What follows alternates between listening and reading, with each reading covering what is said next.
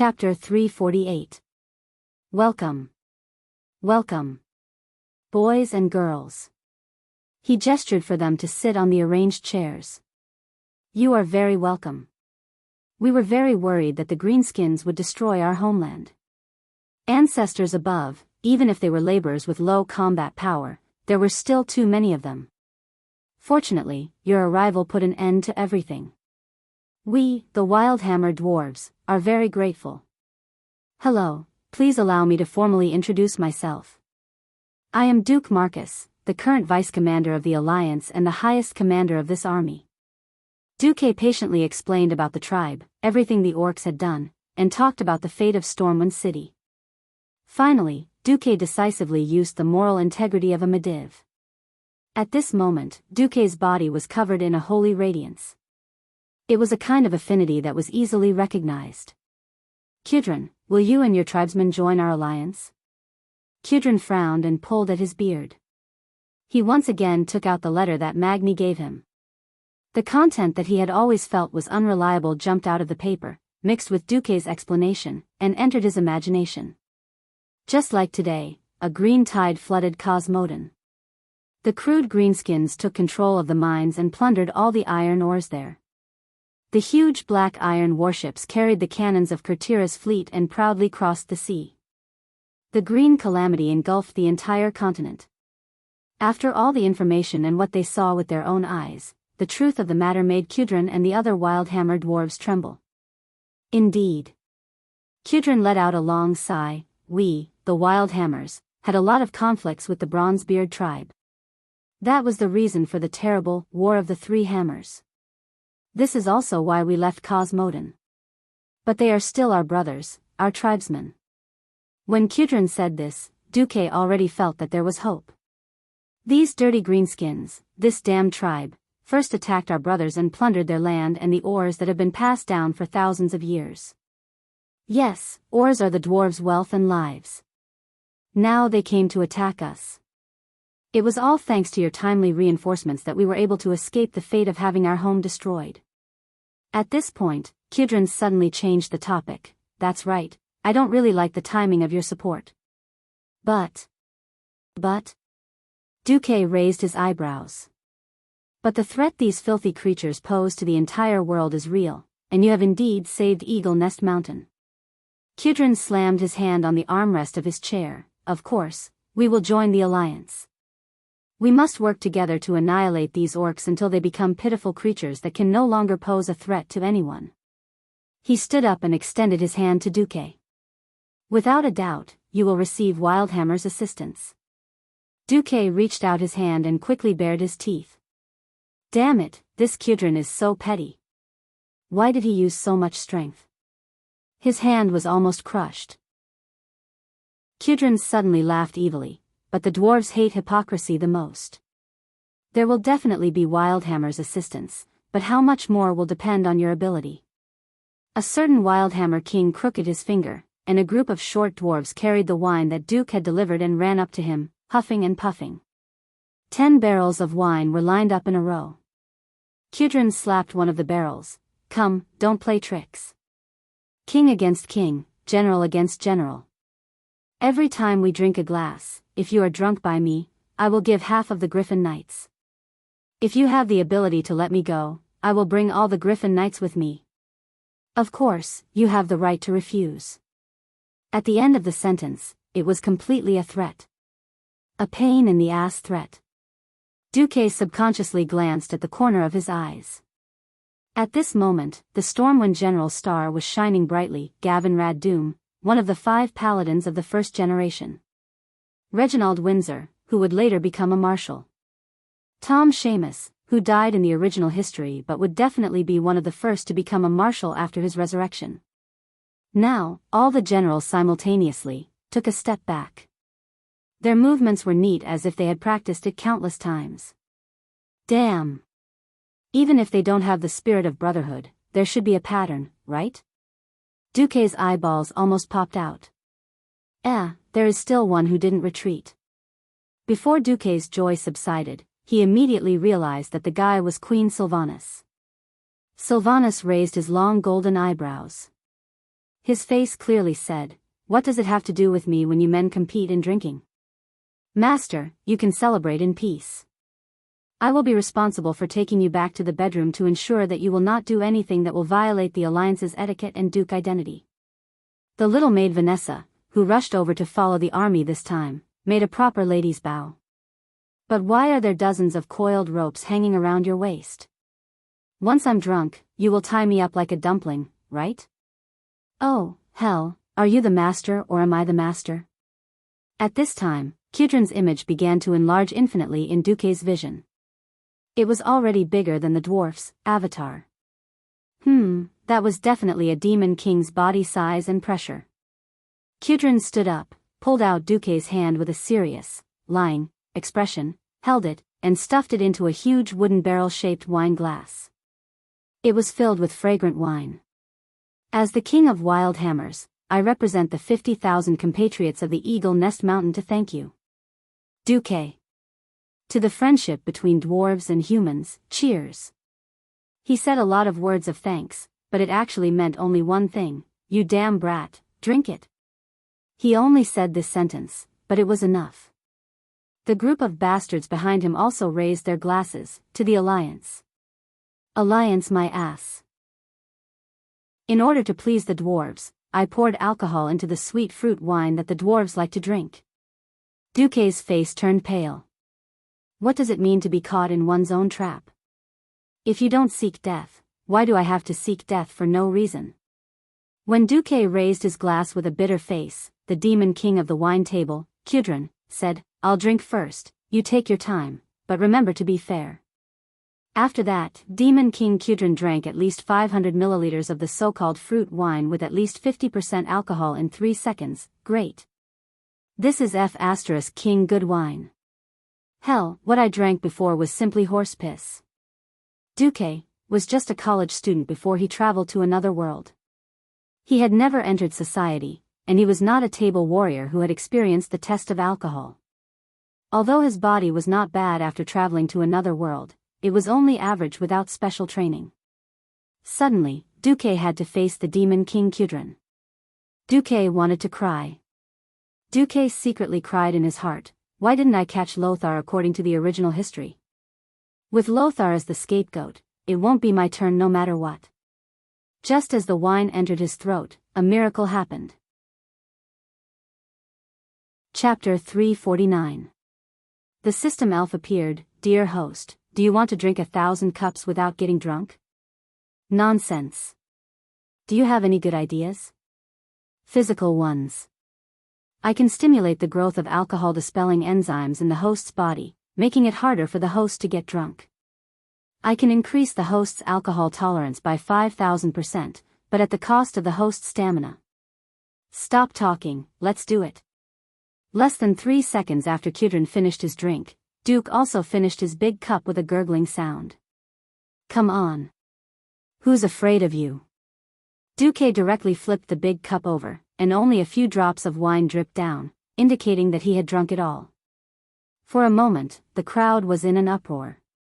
Was Duque hiding his true colors? Or was he just acting rashly and showing his true colors later? Miss Alicia Barev looked at the huge wine barrel in confusion, as if she was tempted by the fragrance of the wine. Alicia waved her hand, and naturally, a dwarf maid helped to pour the wine. Alicia only took a small sip. At first, she felt that it was a little sweet, but in just a short minute, the overbearing alcohol spread from her stomach, and a warm current rose from her chest to her head. God! What wine is this? Alicia almost couldn't stand it. On the other side, when Kudrin saw that Duque didn't get drunk after 1 cup, the brute hammer king was very unhappy. After all, he almost choked himself. He thought to himself, "You can drink so much even though you're a pretty boy. Then why did you pretend that you couldn't drink just now? I just don't like that you humans have so many tricks. If I don't get you drunk today, my surname isn't Brute Hammer. Come, let's drink to our heart's content." A barrel of wine, even if it was a small one, was at least 10 liters, and it was quickly finished by Kudrin and Duque. It was true that Kudrin was talented. Duke on the other side was equally unfathomable. Most of the people around him who were drinking with him were swaying left and right, and the few that didn't die fighting on the table were also a little drunk. However, the two fellows in the middle of the field swayed and did not fall. "Hey, Duque, don't you think we're going to stop like this?" Kudrin wiped the wine off his beard and accidentally rubbed it on his eyebrows. "Well, old man Kudrin, how about something more exciting?" Duque elegantly wiped his mouth with a napkin, then poked the tip of his nose with his finger. "Mixed wine? That's the inevitable second stage, it's not exciting." Kudrin raised his hand. "Bring me all the models on my military map. And my baby." Soon, a large number of Griffin Knight models were placed on the table. "From now on, I'll put in an additional squad of 8 Griffin Knights for every round. In exchange, you have to give me 10 more barrels of this wine." "No problem. I'm not done yet. From now on, we'll drink together. Each round had to be different from the previous one. And we play dice." "What dice?" Seeing a dwarf servant bring a dice the size of a fist, Duque could not help but laugh. "Damn, should I say it's common for alcoholics in every world?" He saw that each side of the dice had different contents written on it. On it were the words, "as much as you want," 1 cup, 2 cups, and of course, the most terrifying one was the table clear. Now, there were at least 20 different kinds of wine on the table. At that moment, Duque's 100,000 alpacas were running wildly in his heart. He even wanted to die. 5,000% increase in alcohol-reducing enzymes sounded like a lot, but if he was weak, 5,000% was 50 times, and 50 times was only 250. 1 table clear was definitely enough to kill him. You can only drink 1 cup in each round, but drinking 1 cup is only considered as breaking even. You have to drink a different cup before you can throw the dice. The cup on the dice is what the opponent wants to drink. The opponent can only start their own round after they finish drinking. At that moment, Duque did not want to know anything. At that moment, he just wanted to make a phone call, call a mage to send a message to Lothar. If he died because of alcohol poisoning, would it be considered as a work injury? The cruel battle began. Duque attacked first. His face was dark, and after drinking 2 cups, Kudrin was only hit with, "as much as you want." This shameless brute Hammer King actually only took a small sip in order to cheat him to drink. Wasting an opportunity would bring retribution. Kudrin attacked from the back and hit Duque with 5 cups. Seeing that the situation was not in his favor, Duque decisively cheated. He let the system elf control his muscles and threw a table clear at Kudrin. However, life with cheats did not need to be explained. Kudrin actually did not fall. He actually did not fall. After the wine on the table was refilled, he very shamelessly returned a table clear to Duque. Duque was defeated. Just a little bit more, looking at the system notification that said, "You still need 1% more alcohol before you will be completely drunk," Duke was stunned as he held on. He continued to cheat and returned another table clear. This time, the wine table demon Kudrin finally showed signs of not being able to hold on. He almost used all his strength to give Duque another cup. At that moment, the Alliance's wine table commander, Duke Marcus, with the most tragic expression, drank the cup of wine, and then collapsed. "The winner has been decided?" "No." Under the cheers of the brute hammer dwarves, Kudrin raised his cup high, but he could not drink even half a drop. At that moment, Kudrin seemed to be possessed by something. He loudly sang a majestic and lonely song, "This body is the bone of wine. Blood infuses wine, heart is like a wine jar. Undefeated in countless wineries. Never retreating in defeat. Never had a confidant. I often stand alone on top of an empty wine barrel, drunk in lonely victories. Yet, only nothingness is left. Then this body is destined to be born for wine, to fight for a drinking buddy."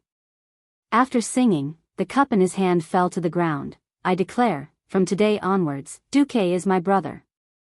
With that, the wine table demon Kudrin Wildhammer collapsed. He let out a thunderous snoring sound. It was actually a tie. Kudrin, who could single-handedly defeat an entire team of opponents in a drinking contest, was actually tied with the young human mage Duque. One could imagine that Duque's name would spread throughout the entire Eagle Nest Mountain in a single night. Yes, that's right. Duque led the army to save the Eagle Nest Mountain, but his name might not be known by everyone. But Duque defeated Kudrin at the wine table, so Duque's name was destined to spread throughout the dwarven world. The dwarves' worldview was so strange. Only those who could fight and drink the most would be famous. They found that no one was still standing at the guest and host seats. The aftermath teams from both sides came out to clean up the battlefield and pick up their respective corpses. A dwarven auntie who seemed to be Kudrin's wife threw Kudrin onto a small cart and pushed him away like she was about to dump garbage. Vanessa dragged Duque's leg and dragged him away like a dead dog. Chapter 350. A drunk man weighed a ton. This was the common thought of every woman who had no choice but to serve a drunk man. The only fortunate thing was that as soon as he left the room, Duque's knights came up to carry the most expensive drunkard in the alliance. Leave it to us from here to the VIP room. Cassar Ulysses, who had been chosen as the captain of the knights, smiled as he took Duque. With the alliance operating well and winning every victory, it was not an exaggeration to say that Duque was the most important person in the alliance. There was even a slightly exaggerated saying that the Sword Saint of the Fireblade clan could assassinate anyone. As long as Duque was still around, the alliance would not collapse. Cassar and another knight each held on to Duque's arms, while 12 fully armed knights escorted Duque to the room in the state guest house. Before entering the room, Vanessa's expression and appearance were elegant and in line with the image of a maid. But when the two knights placed the drunkard Duque on the bed and said, "Miss Van Cleef, I will leave the Lord to you," this sentence made Vanessa blush for no reason. Thump thump. Her heart was beating so fast. She did not think much of it at first, but after hearing what those two fellows said, she felt that something was going to happen. Along the way, she had heard too many terrible stories of the nobles bullying and humiliating their maids. Living teaching material for the young masters of the nobles, lovers of the counts, almost subconsciously, Vanessa pulled up her maid's skirt. Of course, it was not for benefits, but purely to make it easier to pull out the throwing knife tied to her thigh. In the next moment, Vanessa felt that she was really an idiot. "Damn it, if I really hurt Duque, my dad will be the first to kill me," Vanessa muttered. One had to know that in the past New Year, Edwin Van Cleef made a trip back to South Shore. He talked incessantly to her about the progress in the Western Wilderness. According to Duque's arrangements, he and Gillian Stallman had successfully established a base in the mines of Moon Creek in the Western Wilderness. Not only did they succeed in saving more than 2,000 people under the noses of the tribe and safely sending them to South Shore, they also gained a foothold in the mines. Using the complicated terrain of the mine, we killed more than 500 orcs, and we only lost less than 30 people. That's why we decided to name it the Dead Mines. This means that it's the grave of all beast men. Edwin did not know that he had made history take an interesting turn. Dead Mines had appeared in advance, but in a different form, a form that was more righteous and glorious. "Vanessa, I heard about Master Marcus's feat another several 100,000 beastmen. Oh, by the holy light, I think Master's wisdom is almost on par with Thoradin the Great. A hero who fought against the evil alien race in the human world. But can you imagine? If something bad happens to him, how can I, Garion, Reginald, and the other ministers continue to be loyal to our master?" Lucien thought to himself. "Oh, just thinking about it breaks my heart." Vanessa was speechless when she felt her father's fanatical worship of Duque. Vanessa was still young and did not have much of a sense of Duque's greatness. At most, she felt that Duque was very powerful. The problem was that her father wanted to gift his daughter a gift. Remembering that she was already 14 years old, soon to be the generally accepted age of 15 for marriage, Vanessa felt conflicted. The only fortunate thing was that although her father's hints were very obvious, he was still a father who doted on his daughter and did not directly force her. The memory ended. All right, here's the problem. What if Duque went berserk and she gave in? Or not? Feeling extremely conflicted, Vanessa poked Duke's rather handsome face with her index finger. Huff huff huff. He breathed evenly. This bullshit Grand Duke's alcohol tolerance was pretty good. At least he didn't go berserk after getting drunk, nor did he go berserk. Squatting at the head of the bed, she looked at Duke's calm and youthful face. She could not imagine that this ridiculously young man was the core figure of the Alliance who controlled hundreds of thousands of soldiers and the future of the entire human race. What if, seems, not. Before Vanessa could finish talking to herself, she suddenly heard a commotion at the door. Let me in. I have the most urgent matter to look for Duque. It was a female voice that Vanessa was familiar with. My apologies, His Excellency Vice Commander just had a drinking contest with His Majesty Kudrin Wildhammer and is now dead drunk. If there's anything, please talk tomorrow.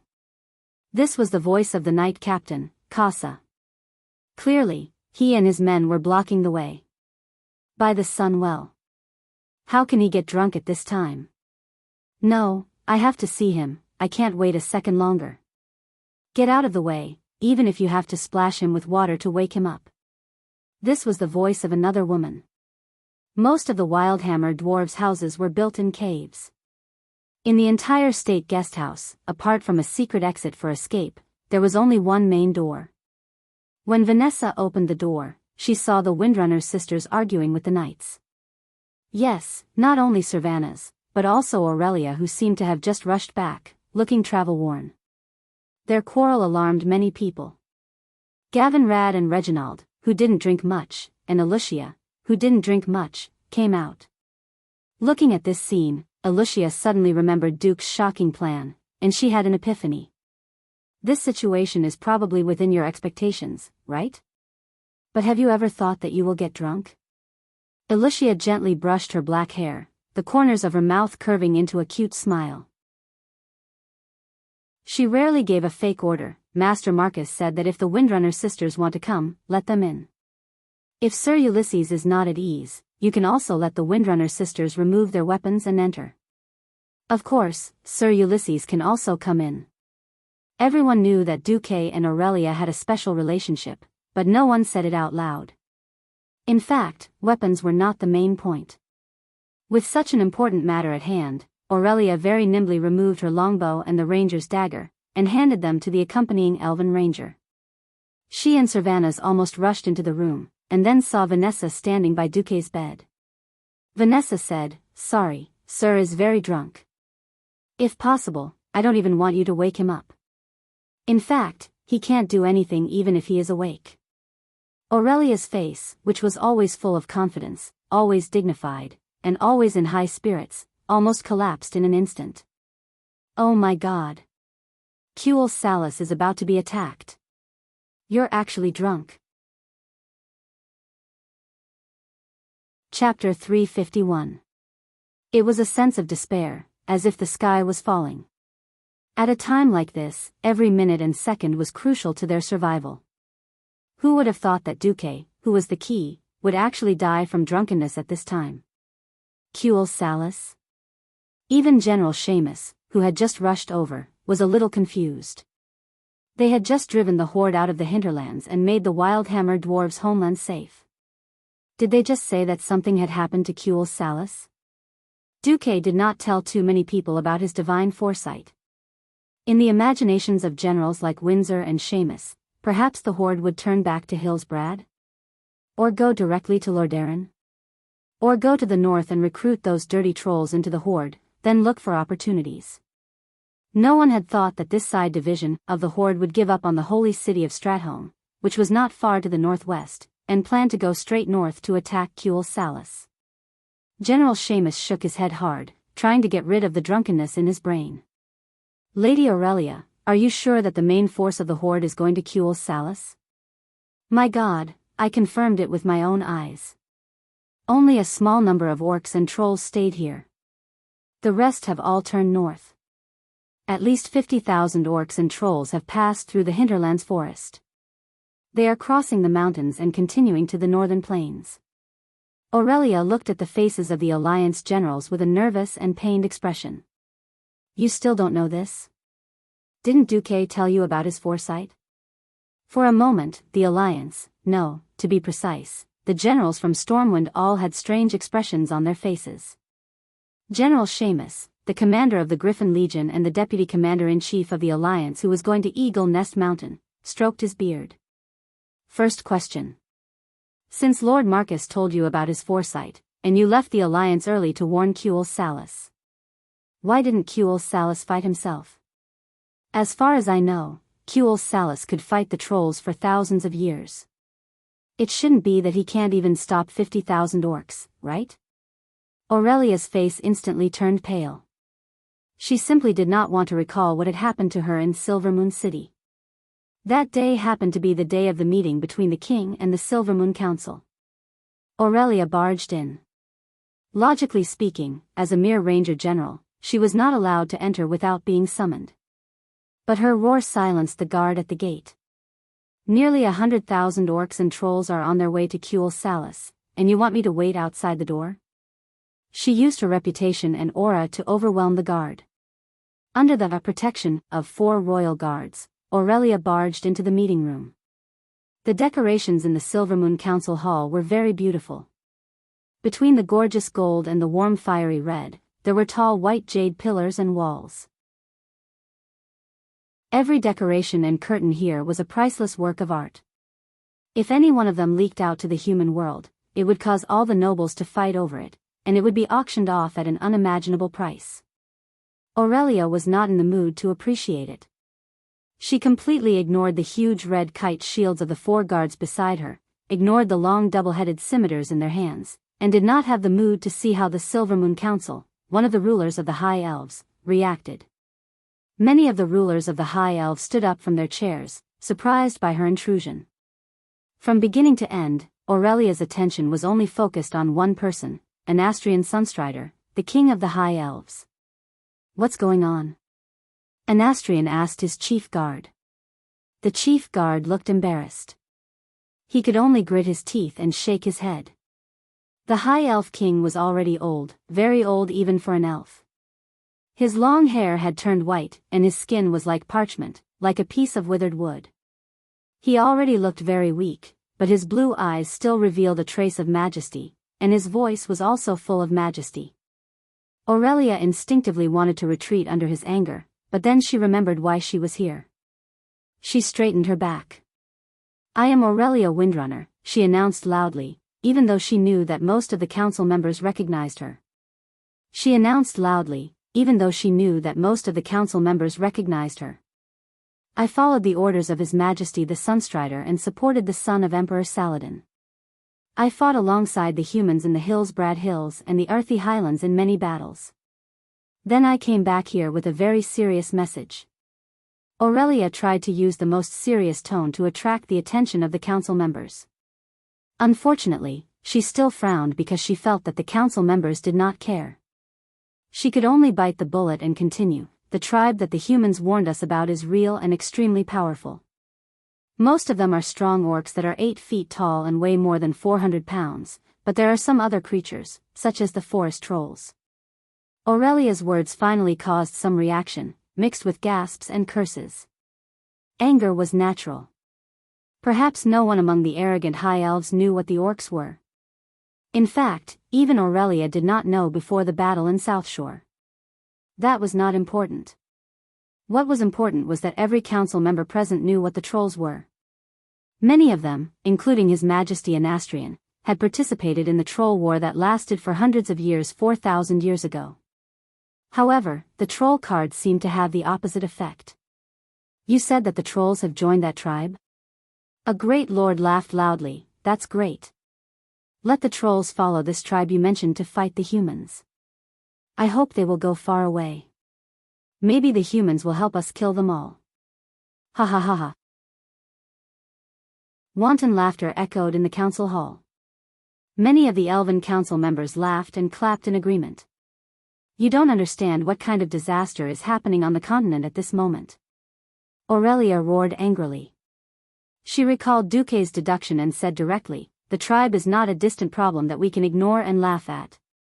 Their chief has personally led at least 50,000 elite orcs to the north of the hinterlands, 500 kilometers away. They are planning to conquer the entire world of Azeroth. That includes us here in Kuel Salis. Moreover, the orcs have an agreement with the ancestral gold. They will come within a week. Aurelia slammed the round table of the council. The violent bangs finally made the council members stop laughing. Then let them come. Another elven mage lord from Darkhan mocked. No one can survive after passing through the forest's runestones. But the warlocks of the tribe, enough. Aurelia Windrunner. Anastrian slammed the table hard. The runestones are still there. If the enemies you speak of really exist, they are still hundreds of kilometers away. We cannot let your people fall into panic just because of your deduction. I promise to pay attention to this matter, but you, get out now. Chapter 352. In the state guest house in Eagle Nest Mountain, in front of Duque's bed, Aurelia recounted her experience in Silvery Moon City in a voice that was close to tears. No one wanted to believe me.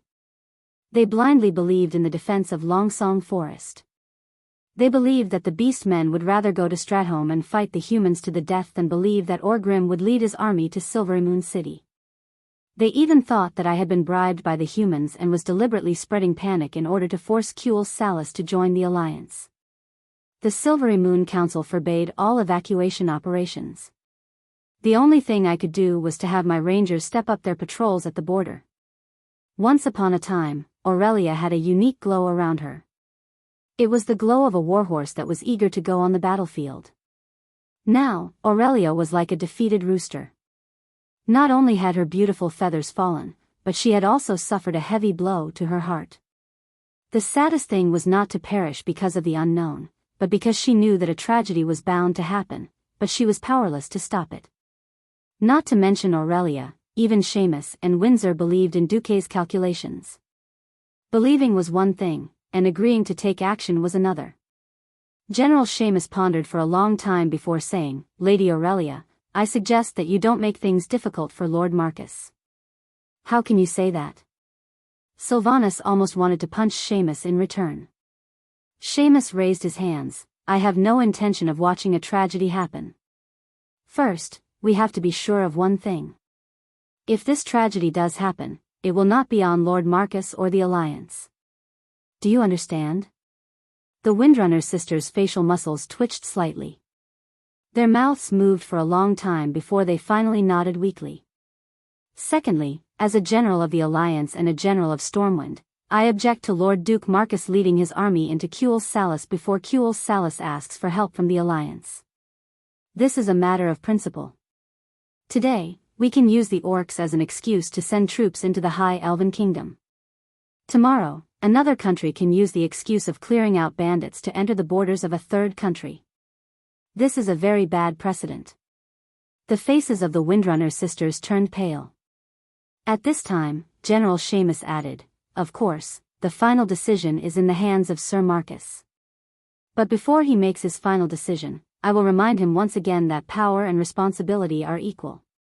With that, Seamus saluted and left Duque's room. Not only him, but all the men also left the room. Only the drunk Duque, Vanessa, Elucia, and the Windrunner sisters were left.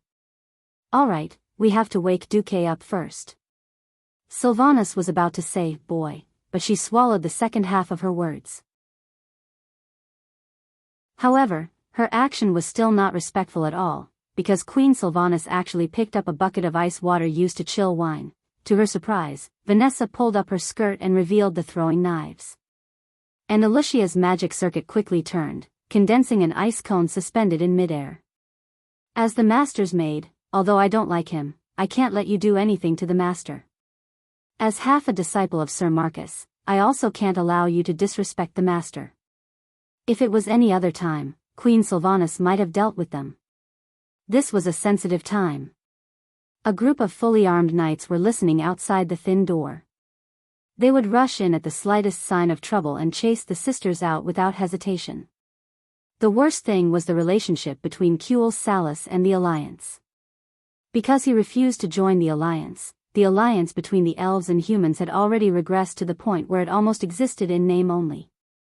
Don't look at how these arrogant and valiant soldiers treated the Windwalker sisters with respect before. If something happened to Duke, they would be the first ones to react.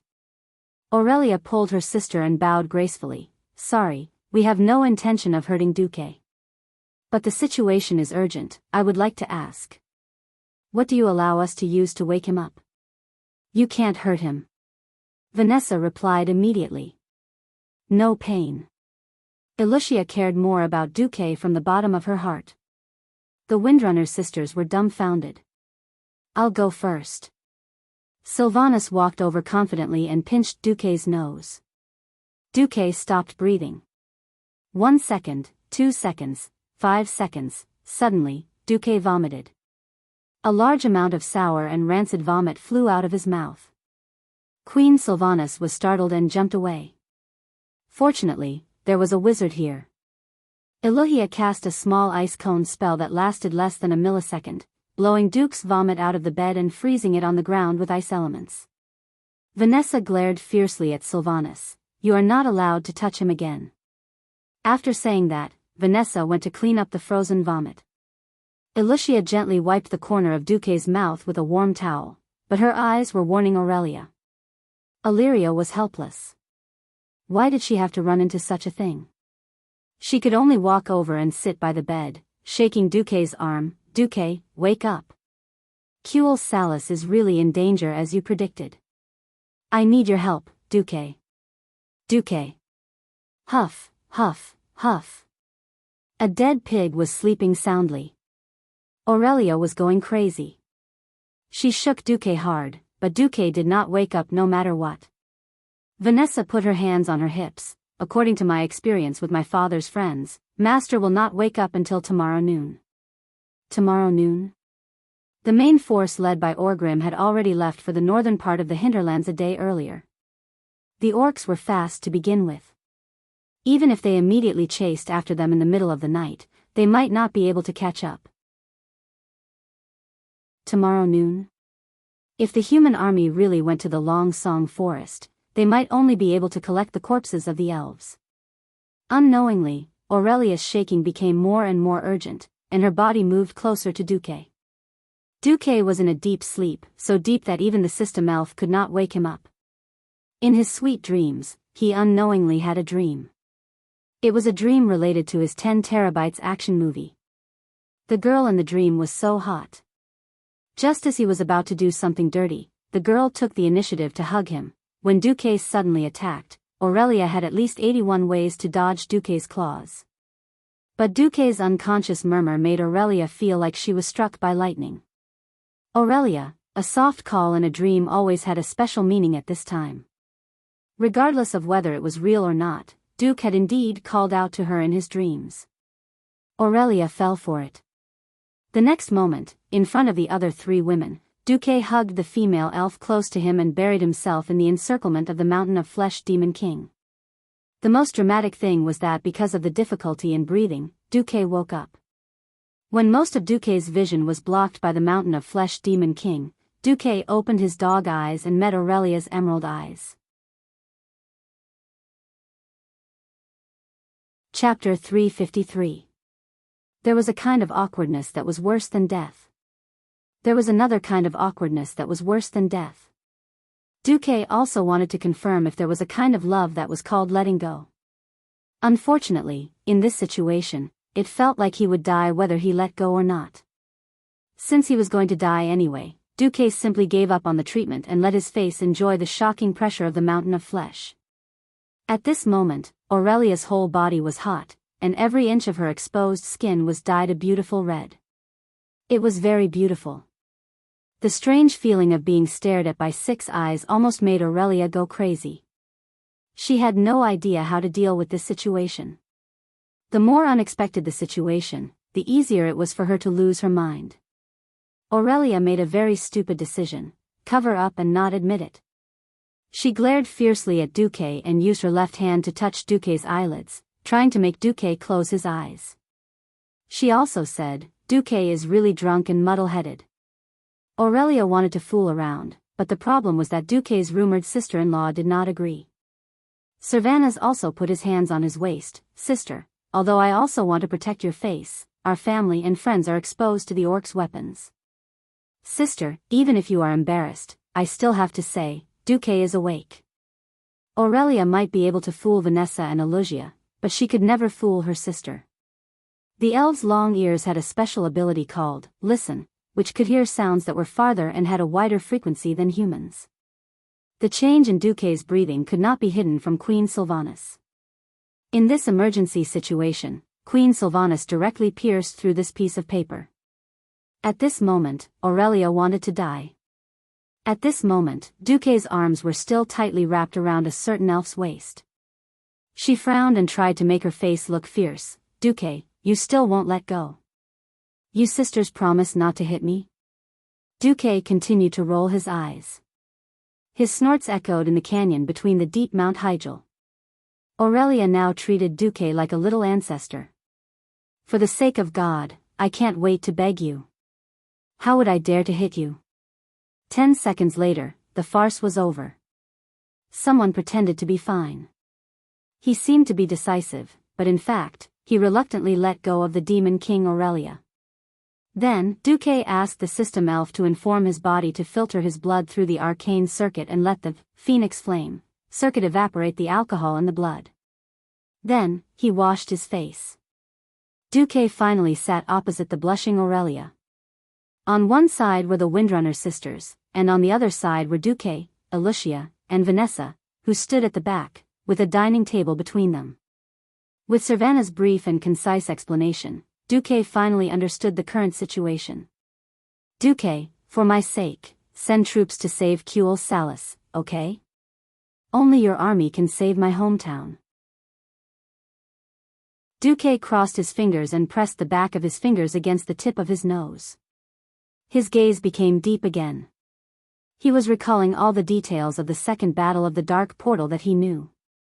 Once, he was a player who understood the story of a game. Right now, he was a transmigrator who had personally arrived to control the direction of this world-shaking battle. Everything could change, and every choice had the chance to have a far-reaching impact. At this point in World War II, Duque could almost say that even if he didn't do anything, the Alliance had a 70% chance of winning. The problem now was no longer limited to winning, but the situation and layout after the victory. Once they entered the third battle of the Dark Portal, it would be the day of the rise of the Lich King. The entire North and Lordaeron continent would be smashed into pieces by the brainless Arthas. How much vitality could be preserved was the key.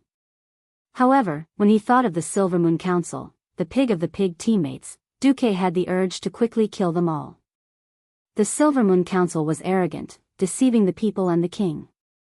They were a cancer in the world of the High Elves. Other than fighting to the death in the last battle, the Silvermoon Council was definitely a useless trash-level existence. Yet, dealing with them in advance was tantamount to dividing the humans and the High Elves. Duque pondered for a while, and finally sighed. Seamus is right. Before we get Cuel Salis's application to join the Alliance and a letter asking for help, the Alliance can't send troops. As soon as Duque finished speaking, the Windrunner sisters, who were already tearing up, stood up. Aurelia bit her lip hard, and blood seeped out of the corner of her mouth. She slammed the table. Duque, I was wrong about you. 30,000 elven civilians will die because of the wrong choice made by the Silvermoon Council and you. Duque, I hate you. Aurelia was extremely agitated, her chest heaving up and down violently. Duque was not in the mood to appreciate this stunning scene. Duque was also angry. Then what about me? Being biased and bringing the elites that Stormwind relied on to restore the country, just because of your request, illegally crossed the border, rushed into a forbidden country, and fought with the tribe. Then, the Sun King said, I didn't ask you to come into our country, as if we were just watching a dog fight. You dismissed us with just one sentence. What Duque said was absolutely the truth. The key to Cuel Salis's crisis was that the higher-ups of Silvermoon City were like *T. This was the arrogance of the High Elves that had been passed down for thousands of years. It had nothing to do with Duque or any other race in the world. Aurelia cried bitterly. She leaned on the table and wailed. The tears of a beauty always made people's hearts ache. Cervantes clenched his fists and pursed his lips. He could not help but shout, "Duque, my sister trusted you wrongly. Without the phoenix flame that she gave you, would you have the status you have today?" Faced with Queen Sylvie's rebuke, Duque smiled sadly. "Then I'll accompany you to the Long Song Forest as an individual. After I die in battle, I can return the favor to Aurelia, right?" A cold wind blew through the room. For a moment, all the women in the room were stunned. Duque. The powerful Duque, who had the power to mobilize the troops of the 8 kingdoms, had a series of brilliant achievements, and carried the hopes of countless humans, actually had the courage to say such words? No one did not believe in Duque. Because Duque's words were almost synonymous with fate. Suddenly, the door was knocked open. "No. If you die in Cuel Salis, what about the millions of soldiers and civilians in Stormwind who are waiting to restore the country?" General Seamus roared. "What about the private soldiers who trust you and are loyal to you? What about your followers?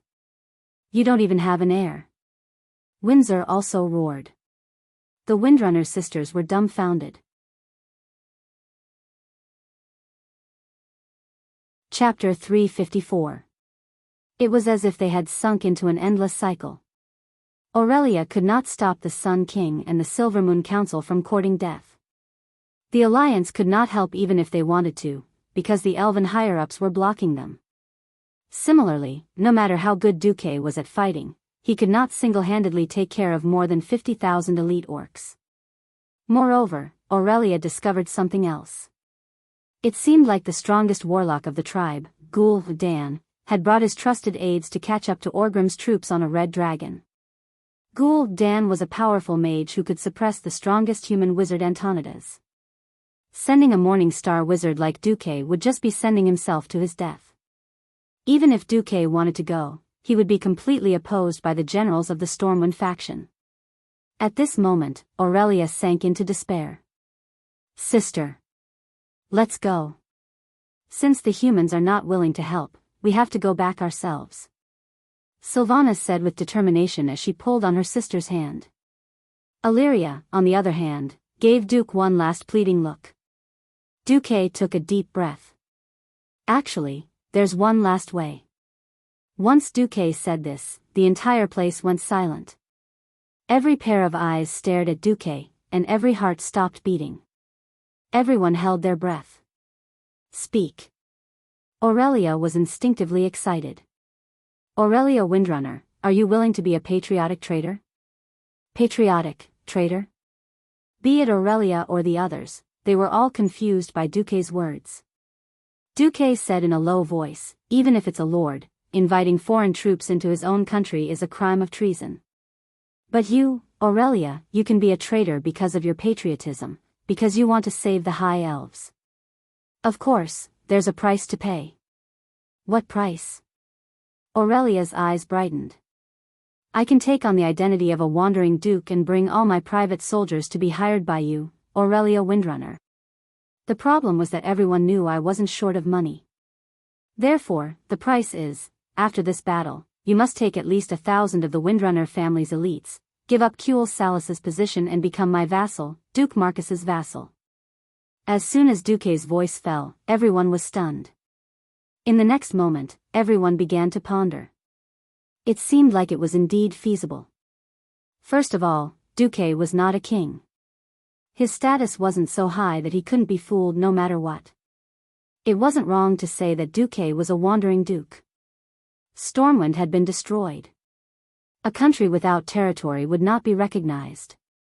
Didn't you see that after Duke Fairville left Cul Tiras, he was just a pirate leader? Who would really recognize him as a duke? Secondly, even with his so-called private army, the strength of Duque's subordinates was quite shocking. Apart from the basic 10,000 private soldiers, Duque also had a group of mages. Moreover, it would be difficult to fool them. Finally, there was the price.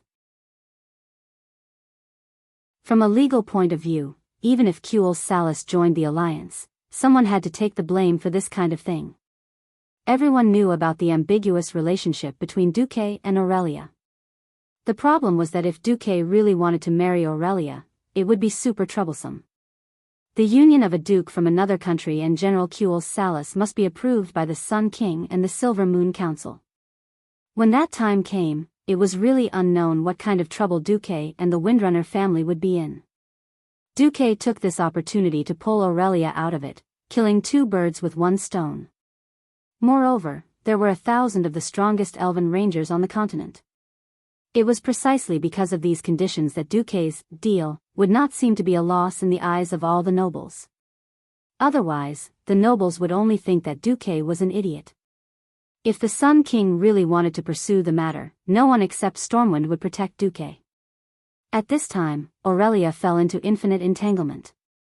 A patriotic traitor in exchange for the survival of tens of thousands of his compatriots. Aurelia's conscience and affection for Duque instantly prevailed in both rational and emotional aspects at the same time. Duque, I can personally promise you. But I can't give a definite answer on behalf of the rangers of the Windrunner family. No.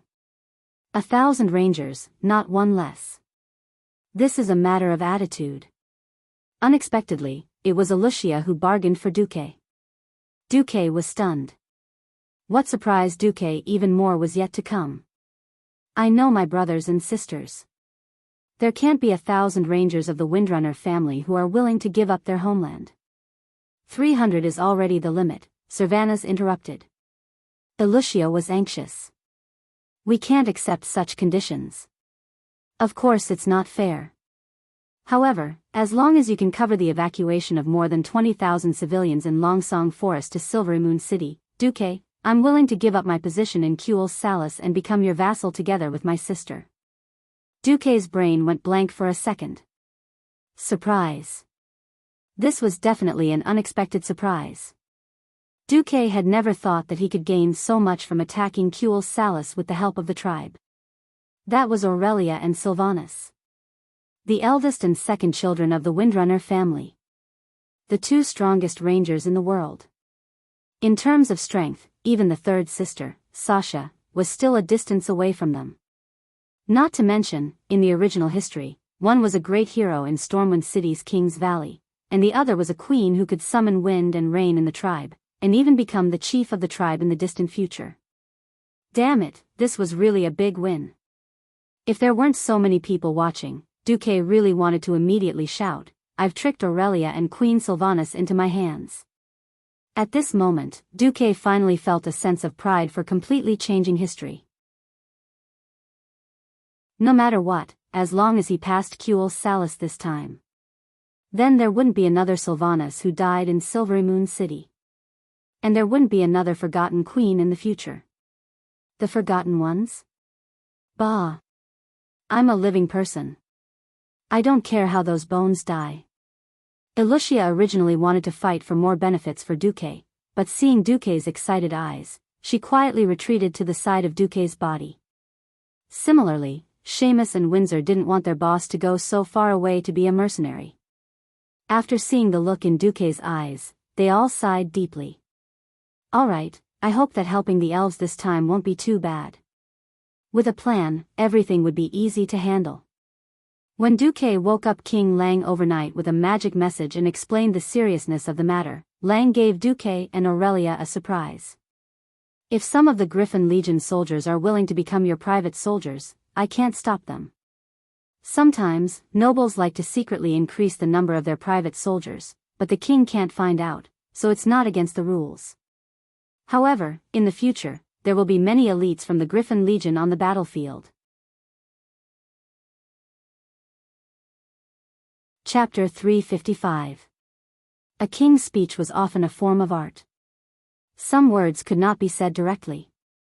In any case, Duque, Aurelia, and Seamus understood. Seeing Seamus silently request the dwarves to forge 20,000 Duque private soldier badges, Aurelia held Duque's hand at some point. She knew very well that Duque had used his connections to the extreme. Everyone knew that in all of Stormwind, apart from the royal knights under Lothar's direct command, Seamus Griffin Legion was the best fighter. The former could fight, but there were too few of them. The latter was the true main force of Stormwind. After repeated expansions, the Griffin Legion had expanded to a huge army of 20,000. The core was still the Griffin Legion that had retreated from the Reedridge Mountains to Stormwind City. These warriors who had gone through many battles were the foundation of Stormwind Kingdom's revival, the cream of the army. Now, with a single request from Duque, Lang allowed him to get them to pretend to be private soldiers. Moreover, 30,000 soldiers was the limit of a Grand Duke's strength. Not breaking the rules was better than breaking the rules.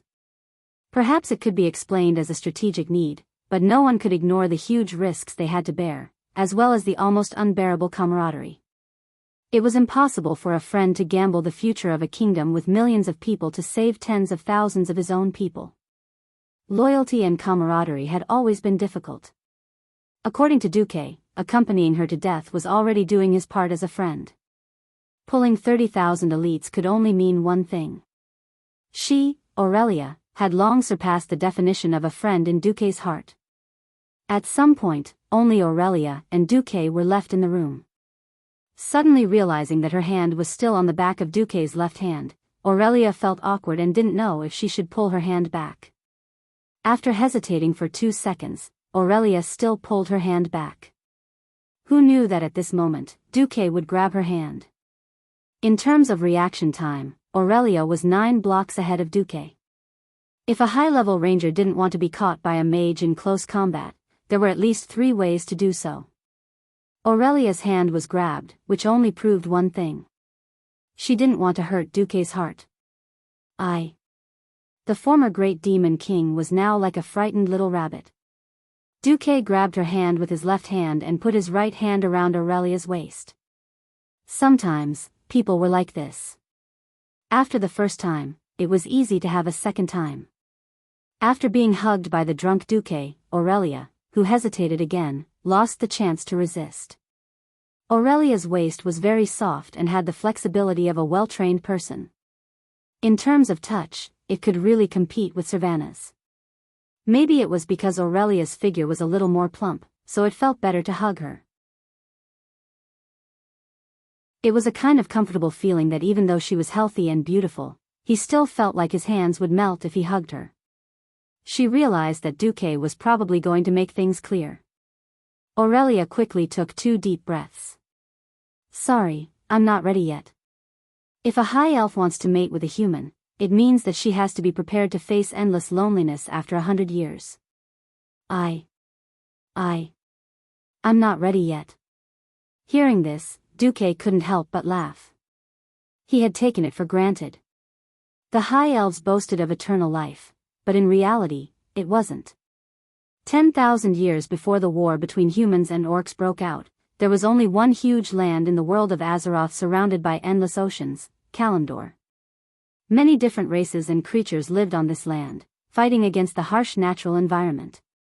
In the center of this dark land was a lake full of mysterious energy. This lake was called the Well of Eternity, and it was the source of magic and natural energy of the entire world. While absorbing energy from the endless darkness outside this world, the Well of Eternity continuously released energy to the entire world, providing nutrition for all kinds of creatures in the world. This attracted the attention of the Demon King, Sargeras. This was the invasion of the Burning Legion 10,000 years ago. Later on, due to the aftermath of the war, a series of magic reactions interfered with the energy of the well, causing a huge explosion. This led to what later generations would call the Cataclysm. The entire Kalimdor continent was split into several parts, mainly the Kalimdor continent in the west, the Eastern Kingdom in the east, Northrend in the north, and Pandaria in the south. The location where the well water was originally located collapsed into a never-ending whirlpool. This tragic war was called the War of the Ancients. Because of Illidan's selfishness, he left behind a small bottle of well water from the Well of Eternity and once again artificially created a Well of Eternity. As long as the Well of Eternity existed, the Burning Legion would not give up the idea of conquering this world. In order to protect the Well of Eternity, the 3 Dragon Kings, the Red Dragon, the Green Dragon, and the Bronze Dragon joined forces to bless the Well of Eternity. The Red Dragon Queen Alexstrasza planted a huge oak tree that could heal the scars of the earth, which later became the World Tree, Nordrassil. The King of Time, the Bronze Dragon King Nosdormu, added magic to the World Tree. As long as the World Tree existed, the Night Elves would never age or get sick. This was the source of the elves' immortality. In fact, after being exiled by the Night Elves, the High Elves lost the power of immortality. However, for humans, the lifespan of the elves was still extremely long. Duque understood Aurelia's concerns, but he couldn't tell Aurelia that the legend of the elves' immortality would be mercilessly broken in the near future. Of course, he had another way to comfort Aurelia and break down her defenses. Duque took out his bird's head. Ah! Don't get the wrong idea. If you get the wrong idea, face the wall.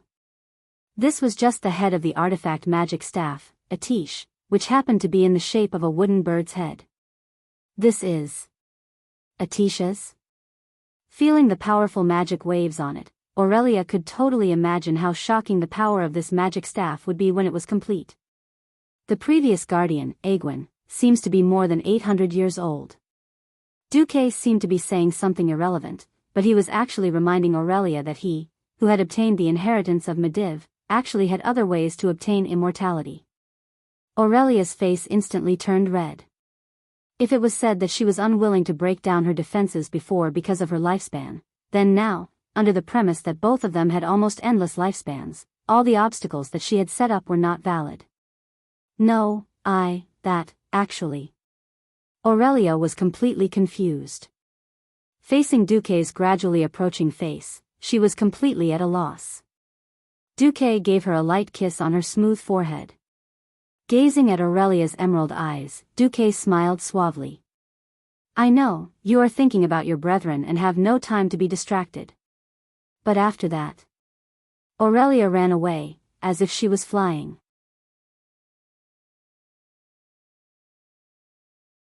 Chapter 356.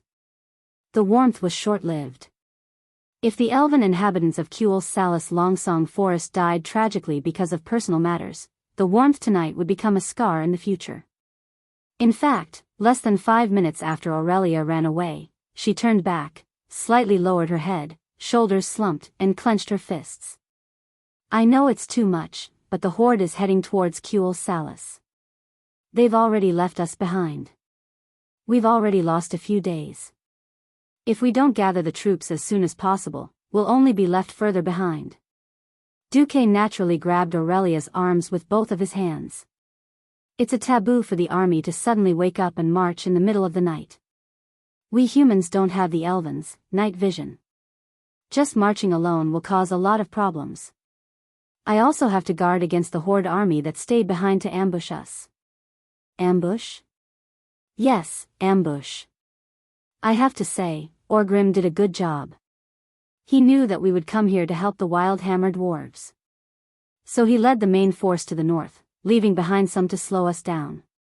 For example, the orcs that feigned an attack during the day. Or the one hiding in the depths of the hinterlands forest. There's more. Aurelia's eyes widened. She suddenly felt a chill down her spine. If Duque really let the army march through the night under her request, then they would undoubtedly be ambushed by the horde hidden in the forest. In the dark, the performance of the human army was very poor, as long as they chose the right place to ambush. Even if they couldn't defeat the humans immediately, they could drag the battle into a chaotic battle that the orcs were best at.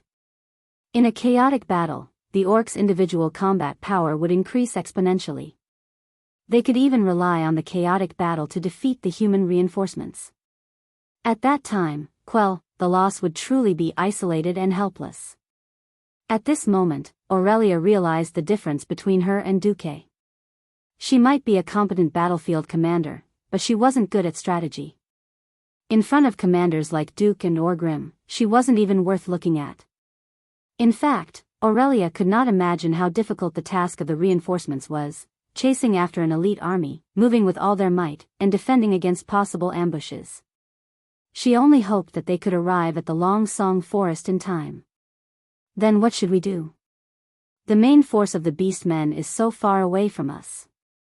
Every second we delay will allow the tribe to get closer to Kuel Salis. Even if she didn't want to admit it, Duque was the only one who could give her advice at this time. Nothing much. You came all the way from Kuel Salis, so you must be very tired.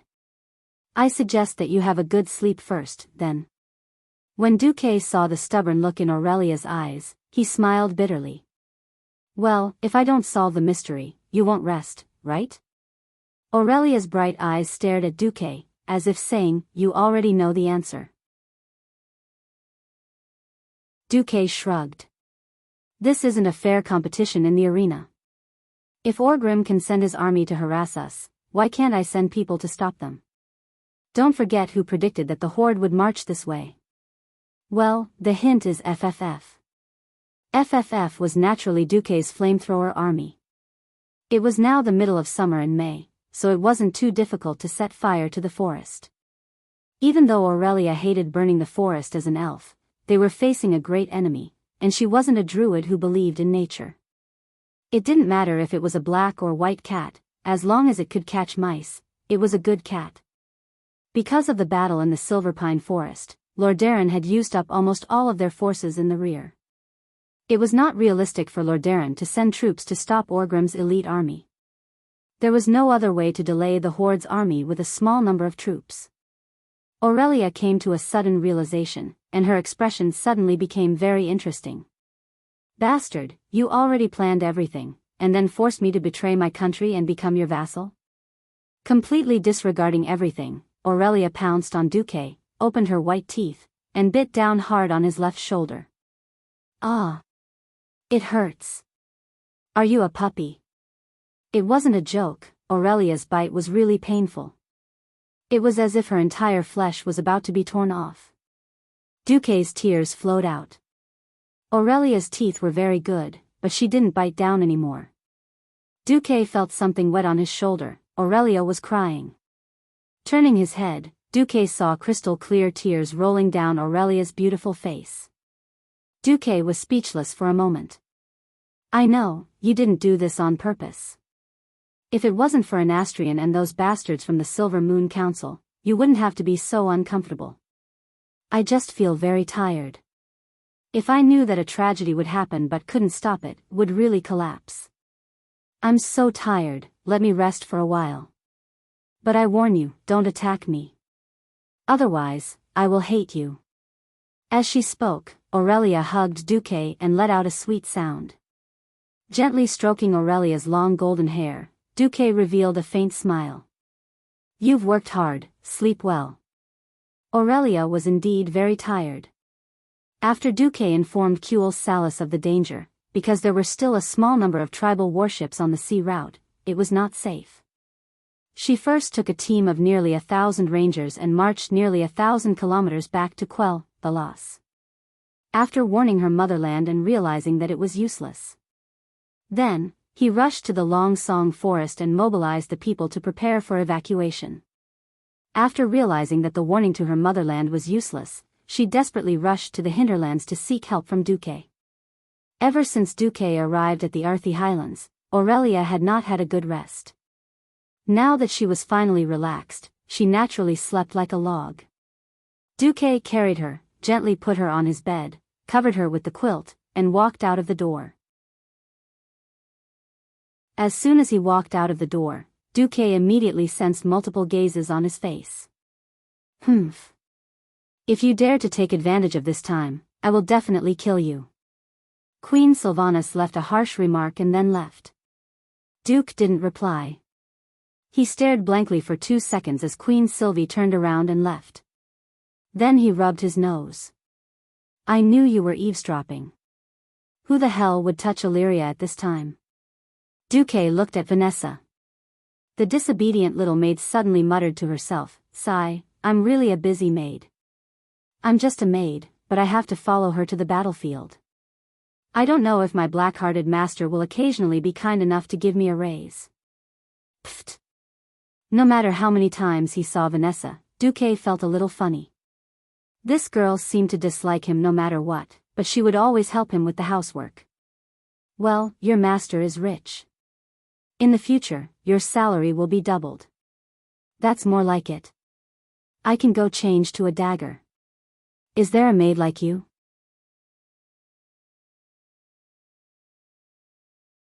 Chapter 357. Duque. Master, I have to go prepare as well. Lucia also stood up and bowed. Actually, it's going to be a rapid march. If you think it's too tiring, you don't have to go.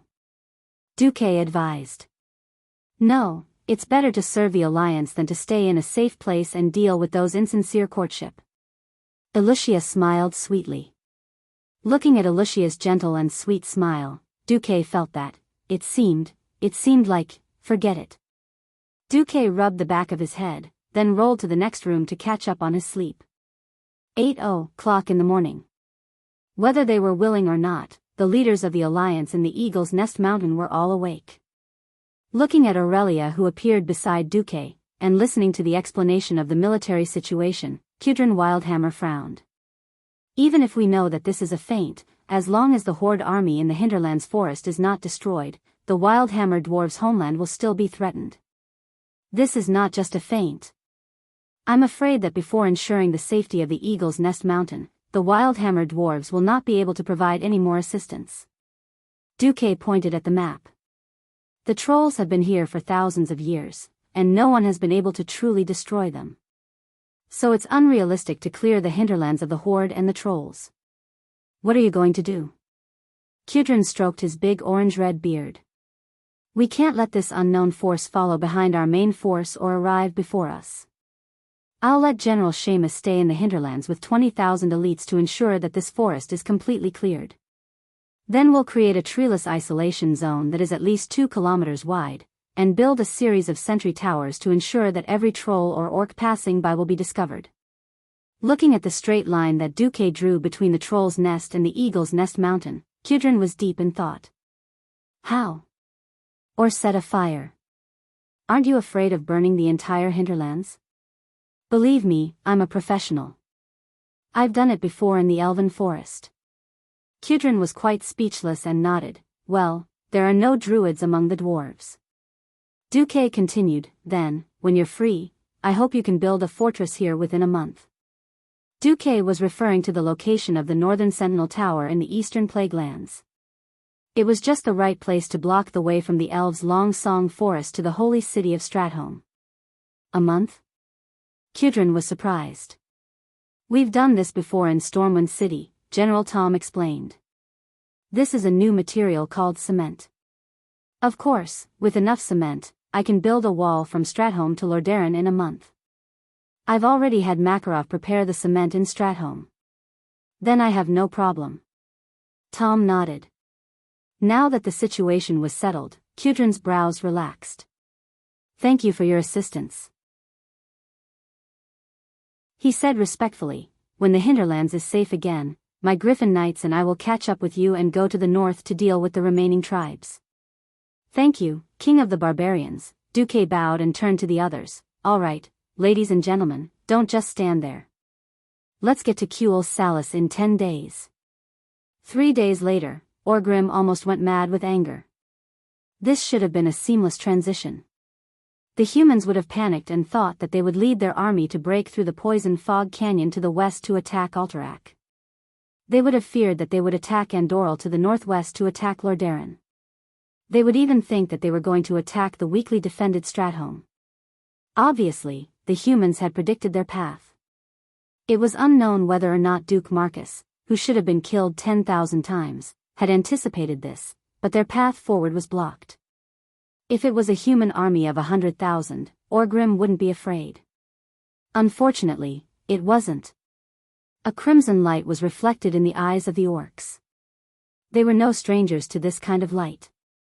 Because they had seen it at almost the same time last year when the orcs were determined to take down Stormwind City. There was one in the north, and another in the northwest, and a third in the northeast. The fourth red light in the west was getting brighter and brighter. Along with the red light, a huge pillar of black smoke pierced through the clouds. There were at least 4 fires, and it was obviously arson. The forest fire was so fierce that it seemed to light up the entire cloud layer, turning the clouds into rolling and burning clouds. When it was obvious that they lacked manpower, the humans directly set fire to the forest to stop the horde's advance. Not all orcs came from the Blackrock tribe that was born with high fire resistance. Similarly, even if the trolls had good self-healing abilities, they couldn't just pass through the burning forest. It was either turn around or wait for the forest fire to die out. Since the humans were already prepared, it was probably useless to turn around. Orgrim gritted his teeth and ordered, "Let's wait near Lake Meridal." The orcs originally won with time, but the humans were stalling for time. There weren't many humans here, but this was human territory after all. Orgrim originally wanted to use the large forest as cover to quickly pass through this area and enter Kuel Salis. Now it seemed that this idea had been foiled. Opening the map, for a moment, Orgrim thought of not fighting the High Elves, and directly attacking the major human cities, such as Stratholme or Lordaeron. But he immediately realized that Zhu Jin was staring at him to see if he would fulfill his promise. The relationship between the orcs and trolls was still very weak. Orgrim knew very well that trolls had the qualities that the orcs needed. The orcs' talent determined that they were best suited to be warriors, and a few could be shamans or warlocks. The orcs lacked talent in long-range attacks. The presence of the trolls made up for this. Orgrim changed his mind. "Zhu Jin, I heard that the elves are the enemies of all trolls." "You are right, great chief. The trolls here in Zul Moshar seem to be some Moss clan." "The Moss clan," Zhu Jin corrected Orgrim. "Alright, since our troops can't advance for now, I'll give you a mission. Contact the Moss clan and ask them to attack Eversong Forest together." Orgrim's reddish-brown face had a sinister smile. "Since we can't ambush them, let's attack openly. I want you and your people to contact all the trolls nearby. Let's play big."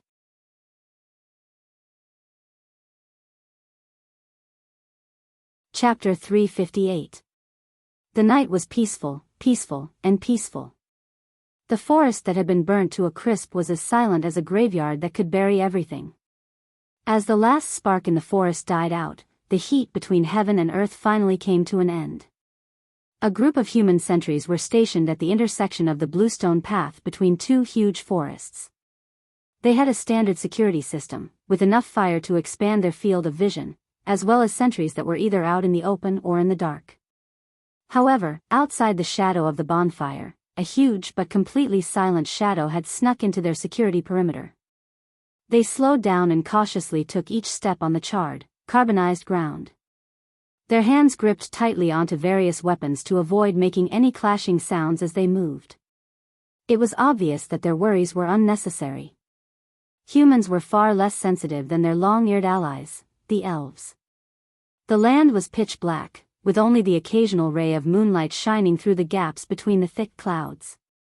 The moonlight shone on the ground, creating a strange scene. Darkness was fatal to humans, but it was nothing to the trolls. After years of traversing the forest, the trolls had the innate ability, night vision. No, it should be said that the Dark Elves, who were a mutated branch of the Dark Trolls 14,000 years ago, had inherited their innate ability from the trolls. At that moment, the trolls' pupils dilated, sweeping away the darkness. Every detail of the burnt forest could be seen clearly. The trolls were furious at the humans who destroyed the forest. Therefore, when they attacked, they threw out spears that were filled with rage. Almost in an instant, a team of 12 people completely disappeared from this world. 3 days later, with the help of the fire blocking the horde's path, Duque's reinforcements had closed the distance between them and the horde to 120 kilometers. This was already a very sensitive distance. If they marched without any regard for their lives, they could reach the horde in half a day. But at that moment, Duque had lost track of the horde's army. It wasn't that Orgrim's army had disappeared, but all the scouts that Duque had sent out from Stratholme were killed. Not only did they kill the scouts, but even the 5 FFF flamethrower squads that Duque had sent out were wiped out. Duque's face was livid. What made Duque and Aurelia waver was yet to come. Knowing that his army's movements had been exposed, Orgrim decided to use a beautiful method of suppressing the enemy with information. He didn't just send out Zhu Jin's troll army to hunt down human and elven scouts. He also ordered Zulahid's dragoons to attack all the human settlements in the area. After all, this area was far from the complete destruction of the Eastern Plague lands in the future. Not only was it barren, but it was also filled with plagues and death. As the rear of the Rotterdam kingdom, it was still an important source of food. With most of their forces deployed to defend the borders of the Silver Pine Forest, the Stratholm region, which was supposed to be the rear, was really empty. Many towns couldn't even gather a squadron of archers. Not to mention the red dragon that could fly around in the sky and spit fire. All of a sudden, the cities were in danger. The nobles of Maris Farm, Darrowshire, Stratholm, and other places all asked for help from Rotterdam. King Turinas, who was under great pressure, immediately threw stacks of letters to Duque. It made Duque want to die when he saw the magic letters. Orgrim is going to attack Stratholm? Windsor asked. No, this is just a smokescreen. Duque was very sure, if Orgrim dares to attack any human city before attacking Kuel Salis, I bet that the troll leader, Zujin, will definitely leave with his people. The problem is, no king in the alliance knows the trolls like you do, and even knows who their leader is. Or, they know that you are right, but because of the pressure from below, they have no choice but to put pressure on you. Duque couldn't help but smile bitterly. Reggie, now you know that it's not easy to be the vice commander of the alliance, right? Windsor nodded. I have to admit, Orgrim did a great job this time. Now the arrogant Silvermoon Council believes that the Horde is going to take care of Rotterdam. And Rotterdam can't wait for the Horde to leave. It doesn't matter if we fight the elves or jump into the sea, as long as we don't wander around their land. So, we can only rely on the two ladies, Windrunner. Yes, let's set up camp. Since they had fewer soldiers than the Horde, Duque didn't dare to advance recklessly. He could play with the elves and attack the Horde from the front and back. Once they were ambushed, it would only be a matter of minutes before they were destroyed. He couldn't afford to gamble. On the other side, in the name of the Silvermoon, where are they? Aurelia held a long, thin sword in her hand as she ran in the forest. The leaves and branches made her look a little blurry. The few rangers had fanned out in all directions to expand their scouting range. However, when Aurelia found out that the trolls were their enemies, she hoped that they wouldn't break into the trolls' encirclement. She hoped that she or Servanas would find these evil green-skinned creatures first. Aurelia was confused again. Her logic and emotions told her that Duque's deduction was correct. In fact, it was because Aurelia obeyed and followed his arrangements that she would cross the mountains to search for the Horde. On the other hand, she couldn't help but think that if she hadn't come to Long Song Forest for help, she would have been able to face the invaders with her family and her compatriots and fight against the evil together with the orcs and trolls. It was a very contradictory feeling. She knew that Duque wanted her to separate from Kuel Salis for some special reason, but she couldn't give up her country and people. After all, this was the land she had lived and fought for thousands of years. Aurelia was very conflicted. At this moment, she suddenly heard a whistle in the wind. It was her sister calling her. Aurelia quickly rushed over. It was a fork in the forest. This was not a traditional path for people to walk, it was more like a path for animals. However, this path had a special meaning for the trolls. The trolls liked to use this kind of fork to announce important things. For example, this was a withered troll corpse hanging at a fork in the road. The color of the corpse's fur was still shiny, and all the feathers and tooth ornaments on the body were very new, but this troll seemed to have all the flesh and blood in its body. This is the former leader of a troll clan. He failed in some kind of leadership election ceremony and was directly sacrificed to an evil god. Then, I found that the entire clan migrated north. Chapter 359. Listening to the Windrunner sisters' report, Duque looked at the military map and rubbed his chin and thought, all the way to the north. Orgrim is amazing, Windsor, who had also seen through Orgrim's plan, sighed. Since we know the Horde's target is Kuel Salis, we should hurry and get ahead of the Horde. Servanas slammed the table. As soon as she finished speaking, she realized that everyone else had an expression that said, you're right, but it's meaningless. Aurelia shook her head. That's why Orgrim is so smart. If we can't figure out where the Horde's main force is, we might be ambushed while we're marching. The Horde's army is far stronger than ours. If we're ambushed, everything will be over. We can expand our scouting range, Queen Servanas suggested, unwilling to give up. Aurelia still shook her head. There's no point in just warning us. With our current strength, if we fight the Horde in the wild, we'll lose. No one knew how many trolls had joined the Horde. The latest information was that at least 3 trolls had joined the Horde. The number of trolls in each clan had always been a mystery. The worst-case scenario was that Duque's 30,000 people ran into a 100,000 Horde army. No matter how brave these people were, they would just be cannon fodder. This was not a joke, because the strongest heroes of the Horde were among them. Orgrim, Ghoul, Dan, Google, Zuluhid, Talon Gorfiend. It didn't matter if Ghoul, Dan tried his best. Even if Ghoul, Dan used 20% of his power, Duque would definitely die, and there was a high chance that he would not be able to revive. After all, Ghoul, Dan was an expert at using forbidden death magic. Duque did not want to be captured and turned into a ghoul or a frost lich when he finally succeeded in seducing Aurelia. Then I'll call the Windrunners Rangers back? Servanas said unwillingly. Duke continued to shake his head. Let's not talk about the chances of you winning against the trolls who are also adept in jungle warfare. Just the loss of stamina and energy from this round is enough to put you at an absolute disadvantage. Even if you kill all the elites of your family, you won't know where the main force of the tribe is. Windsor gritted his teeth. If only Wildhammer's air force had arrived earlier. We can at least fight against the wyverns of the Horde. Duque nodded. I have already sent a message to Kudran. He promised to send us a squadron of griffins in 3 days. Phew, that's the only good news. However, our intelligence blockade has yet to be lifted. My people have noticed more and more troll hunters around the camp. Windsor brought up another matter. Duque muttered to himself. Now, whether it was entering or staying, they would have to take a huge risk. If this army of 30,000 remained motionless for too long, they might attract Orgrim's attention. It wasn't impossible for him to launch a sudden counterattack. All motive still depended on the changes in the situation.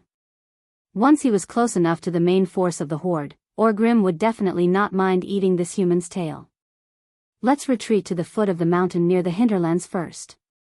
As for the warning, I can solve it the day after tomorrow at the latest. Aurelia's bright eyes widened. How? Dear Miss Aurelia Windrunner, are you interested in accompanying me on a trip to Dan Moreau? Huh? What the hell? A trip to Dan Moreau? Dan Moreau was the region where the dwarves' iron furnace castle was located. The dwarves there were defending their main city to the death. It could be said that the entire Dan Moreau was a tribe. Why did Duque suddenly want to travel to Dan Moreau? Just as Aurelia was about to open her mouth and say something, Duque suddenly placed a finger on her red lips. The finger sank into her delicate red lips. It felt pretty good. Don't ask. Just trust me and follow me. I promise I won't let you down, Windrunner. Some things were just like that. In the past, Aurelia would definitely give Duque a hard knock on the back of his head. But now, Aurelia often chose to believe in Duque. However, Queen Sylvanas was unhappy. She put her hands on her hips and interrogated Duque. Hey! Don't forget, there's still a Windrunner here. Why do you have to bring me along? Duque smirked. There has to be a Windrunner in charge of scouting the camp. Servanas was infuriated. Duque was obviously abusing his position for personal gain. Unfortunately, she also knew that if she were to go, she would definitely not be so cooperative with Duque. You better remember this. Humph. Sylvanas turned her head and left. I'm going on patrol. Duque did not open a portal this time. It was not a good place to open a portal. This was because the place Duque wanted to go to did not have a fixed coordinate. This required Duque to use his brain and the system to lock onto the spatial location. What everyone did not expect was that Duque waved his hand and asked Vanessa to come over. Me? Vanessa was a little stunned. I need a skilled and trustworthy rogue. Upon hearing the word trustworthy, Vanessa, who still had the temperament of a little girl, immediately ran over to Duque. Then, Vanessa regretted it a little. Because Duque had suddenly put his claws on her waist. In fact, Duque was hugging one on each side. On the left was Vanessa, and on the right was Aurelia. Without giving them too much time to struggle shyly, Duque directly opened the portal. The dazzling bluish-purple arcane light turned into dozens of mysterious rune ribbons in the air and began to spin. As a large amount of arcane energy overflowed, the two girls suddenly felt that their surroundings were a little blurry and unreal. A small hole was torn in space, and instantly, an unstoppable force sucked them in. Aurelia, who was experienced and knowledgeable, was slightly better. Little Vanessa was so scared that she hugged Duque tightly.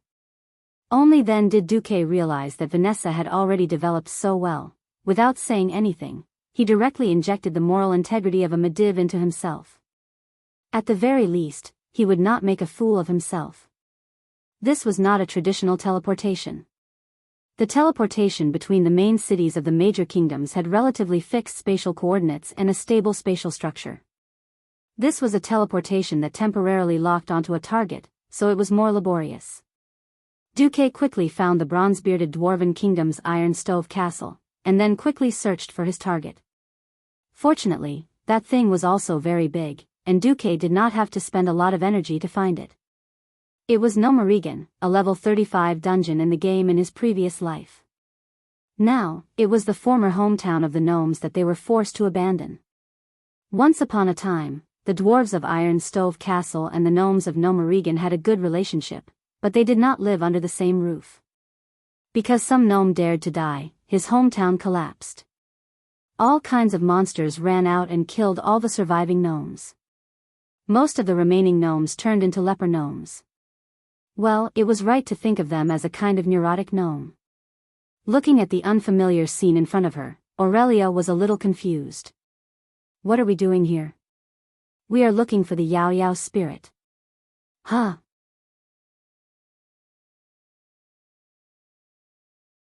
Chapter 360.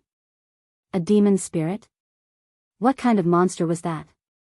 Even though she was vomiting, Vanessa still stood up shakily. She pulled out her dagger and looked around cautiously. Duque gently stroked Vanessa's head. A demon spirit is a godly creature. It is harmless to humans and animals. But, it can also be extremely troublesome. Many question marks popped up on Vanessa's head. Even though she had experienced more than one teleportation, Aurelia still could not get used to the jolting feeling that felt like all your internal organs were shaken out, stirred, and then stuffed back into your body. After a while, they finally had the mood to look at this strange underground city. Nomarigan was built 172 years ago. This technological miracle city in Danmoro had been the main city of the gnomes for generations. 2 years ago, it was clear that there was another distortion in time and space. Corresponding to the incorrect 21%, the major event that should have happened 20 years after the dark portal happened 2 years earlier. A group of evil rockjaws, or perhaps it should be said that the cave dwellers invaded many parts of Danmoro, including the main city of the gnomes. In order to kill these intruders, which were much larger and stronger than the gnomes, the great craftsman Mekatork ordered the city's emergency radiation tank to be opened. The gnomes were waiting for the rockjaws to die or escape, while also looking for a way to avoid the radiation. Unfortunately, although the rockjaws were infected by the radiation, their attacks did not stop, nor did they weaken. The gnomes that were not killed by the radiation were forced to flee. They found shelter in the nearby dwarven city of Iron Stove Castle. The great craftsman Mekatork formed a think tank to discuss a plan to recapture their beloved city. Of course, before the gnomes succeeded, this place was a typical lawless place. In fact, before Duque transmigrated, he still remembered that the gnomes did not succeed in their battle. It could not be said that there was no progress. It was just the so-called progress of recapturing one of the main gates, what entered Duke and the other two's eyes was an extremely steampunk-style city. There were huge metal objects everywhere, long and heavy cantilevers, steam or unknown gas spewing everywhere, and shining lights, although Duke really wanted to give the gnome a high-tech name, but he didn't want to. However, Duque, who came from a more modern and more technologically advanced society, couldn't give a higher evaluation of the huge iron sheet walls and the mechanical devices that could only be fixed with ugly willows. Of course, to the world of Azeroth, everything here was undoubtedly black technology. Yep, in this world, other than the true black technology left behind by the creation titans, the races with the most high-tech elements would undoubtedly be the goblins, who had the spirit of courting death and would easily explode no matter what they did, and the dwarves, who were crazy and prone to making mistakes. Just like how the earliest steam engine might not be as powerful as a horse, the current gnome technology was a little similar. Even if a certain creation had epic-making significance from head to toe, it was very likely that it would not be able to defeat a violent demolition unit. Now, the elf ranger general, who advocated nature, was unhappy. He felt that the current Aurelia wanted to give everything she saw a steady shot. Duque rubbed his eyebrows and directly opened the ice barrier. The fierce cold wind circled clockwise in the form of a tornado, surrounding Duque and the two girls. This is... Vanessa looked at the massive ice barrier, which had a diameter of 20 meters. As Duque moved forward, she was so surprised that she could not speak.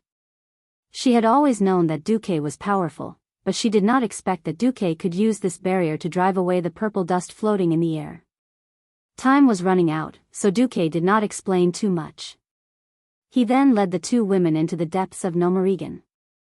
Aurelia was surprised because it seemed that no one had been here for a long time.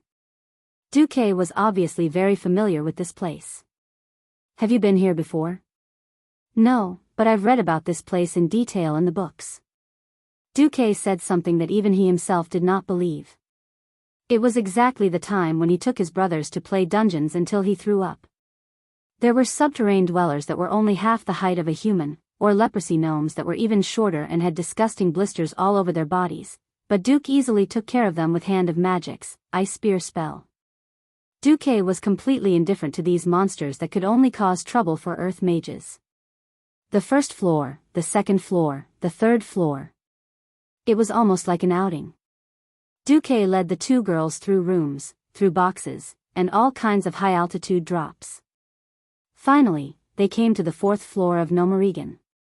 It was an enormous steel passage. The passage of the fourth floor in reality was much larger than Duque had imagined. It was a full 50 meters wide and more than 30 meters tall.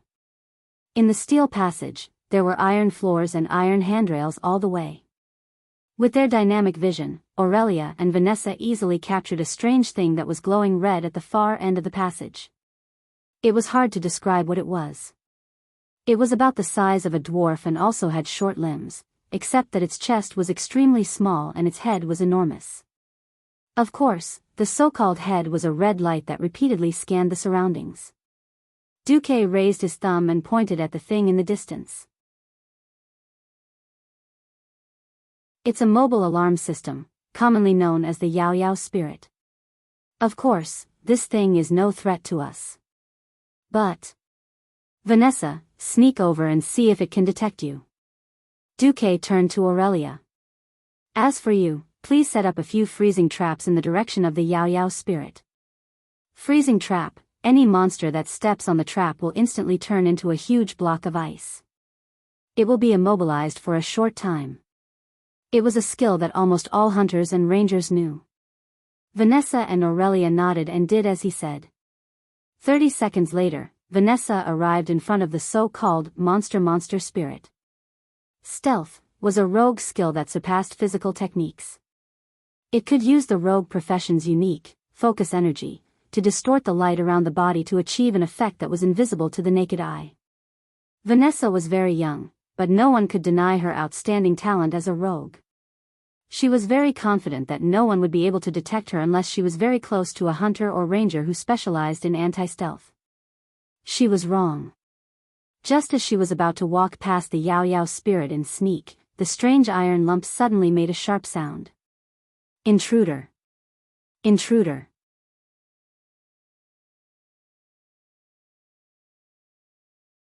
Chapter 361.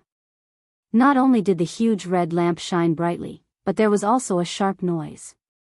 In the next moment, several huge metal objects dashed towards them.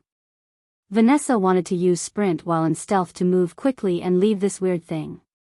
Who knew that Yao Yao's arm would shoot out a flashing flare, illuminating everything within a few meters as if it was daytime. It directly broke Vanessa's invisibility. Ah!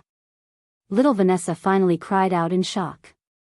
The metal creatures charged at them too, but they all stepped into Aurelia's trap and turned into large chunks of ice. At that moment, Duque shot a frost arrow and froze the Yao Yao into a large block of ice. Immediately, the huge steel tunnel returned to peace. The shock on Vanessa's face had yet to fade. Clearly, she couldn't accept that her stealth had been broken by such a weird thing. Duque asked Aurelia with a smile, "How does little Vanessa's stealth compare to that of the trolls?" "At least better than 80% of trolls." "That's enough." "Enough?" "Enough," Duque said with absolute certainty. Sniffing the air, Aurelia pointed to the end of the tunnel. "There seems to be a guy who can be called boss over there." Duque smiled. "Whatever. That's not my goal." Duque walked over and unfroze the Yao Yao. Then, he stayed where he was and guided the nimble Vanessa to dismantle the mobile alarm robot. A bunch of data appeared on Duque's retina. "You've obtained the preliminary blueprints for the mobile alarm system." Actually, that wasn't entirely true. As an engineering student who dabbled in construction equipment, Duke had already figured out most of the structure of this ling. All in all, the gnome was really a genius.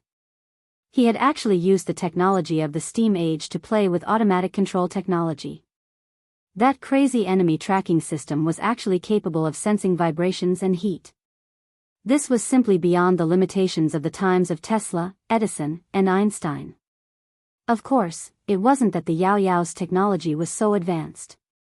Instead, the gnomes had used a lot of simple, violent, and miraculous devices when they designed this thing. For example, this vibration sensor was similar to the ancient seismograph from before Duque's transmigration, but it was more sophisticated. It was actually using the gear to sense the vibration between every step it took. In that short interval, no one would have realized that it was actually sensing the vibrations within a radius of tens of meters in a stationary state. Once there was a vibration, it would enter the next stage. I tested it with a heat-sensing stone. When it passed through again, it would automatically fire a flare in the direction of the heat source to further confirm whether the target was invisible or in a hidden state. The 3 types of confirmations ensured that there would be no mistake. Finally, there was the crazy high-frequency horn alarm. On top of that, it had an unscientific power system that leaned towards magic. A mobile alarm system robot appeared. Duque did not go to the final boss. It was not easy to clear out Gnomerigan.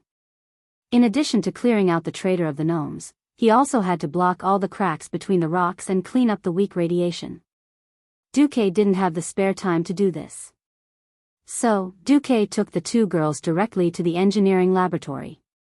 A day later, Duque returned to his private army and brought back a large number of the latest models of the goblins.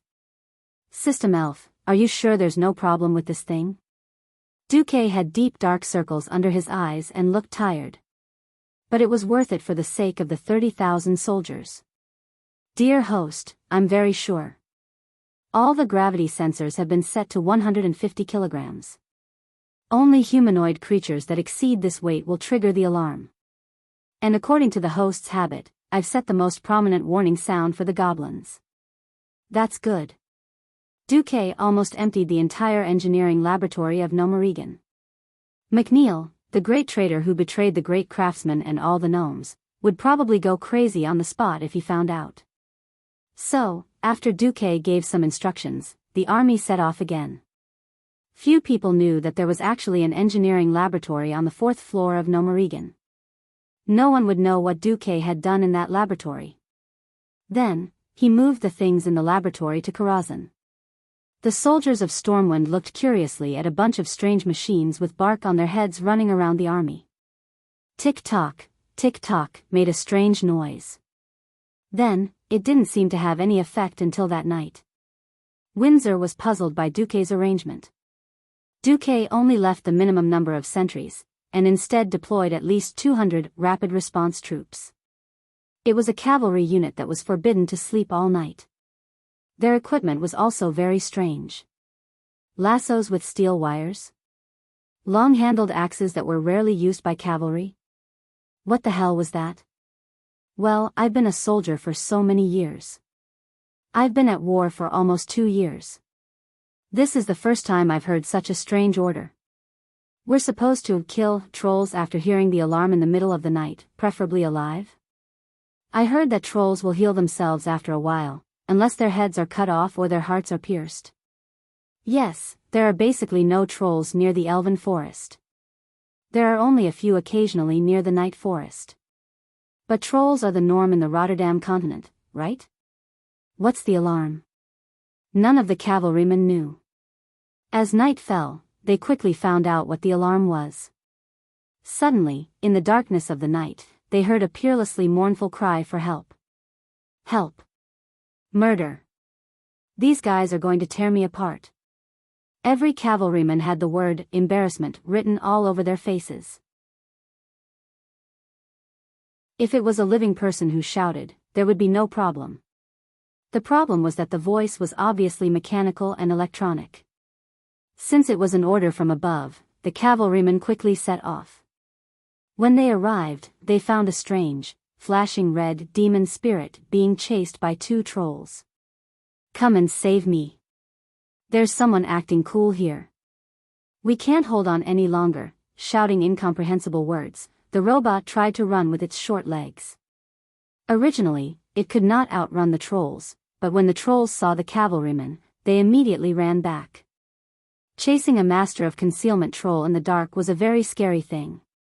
They could be killed at any time. At this moment, the cavalrymen laughed.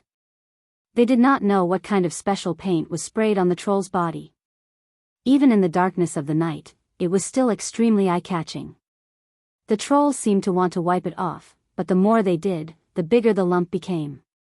After 2 ordinary troll scouts lost their concealment, was there any suspense in facing an aggressive squadron of cavalrymen?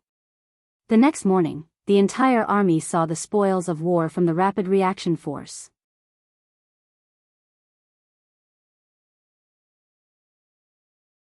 Chapter 362. Troll. Fresh out of the oven, a cute and lively troll. If you dare to go in and fight with your bare hands, the troll will definitely tear you apart. Silver scale breastplate, 5 pieces. In the army, the logistics camp was in chaos. A group of Stormwind soldiers, who had never seen a troll before, fought to see the captured troll. There were all kinds of people in the camp. Windsor saw that they weren't doing well and taught them a good lesson. As more and more troll were captured, many soldiers who had lived in the relatively peaceful Elven Forest for their entire lives saw a troll for the first time.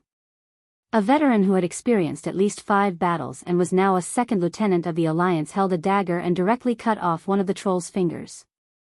Then, he fed a piece of meat to the troll and pointed at the finger that had already begun to regenerate, explaining in a loud voice. Do you see that?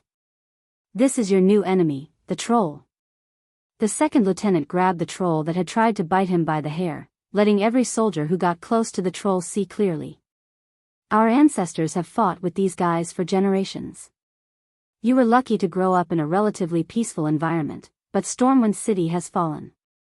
However, Stormwind City has fallen, and the orcs who attacked our home have joined forces with the trolls who once fought a bloody battle with our ancestors. Now, they're all tribes. Green skin plus green skin, they're all F***king bad things.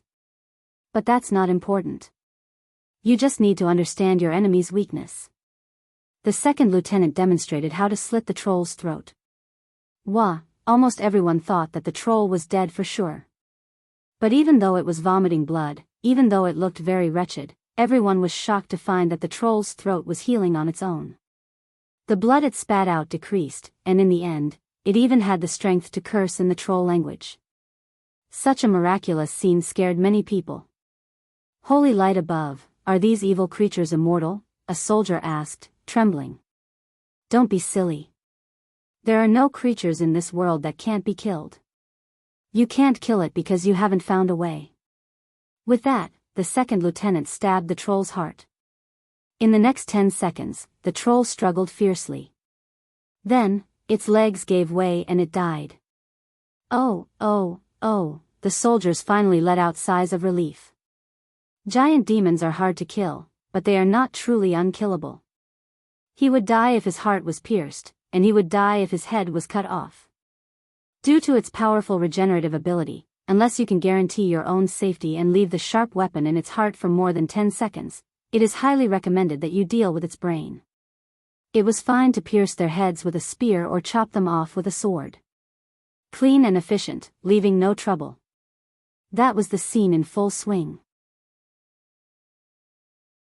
Aurelia followed Duque to inspect the camp. Wherever Duque went, there would be loud cheers. "Sir Marcus, we agreed to take us back this time as well." "Lord Marcus, when the orcs?" Aurelia was surprised. I've never seen a troop with such a strange morale." Duque turned his head. "Why is it strange?" "Because of my request, I want them to use a mere 30,000 people to chase after over 100,000 tribes. It's very likely that it will end in total annihilation. Why doesn't anyone feel fear or despair?" Aurelia bit her lip.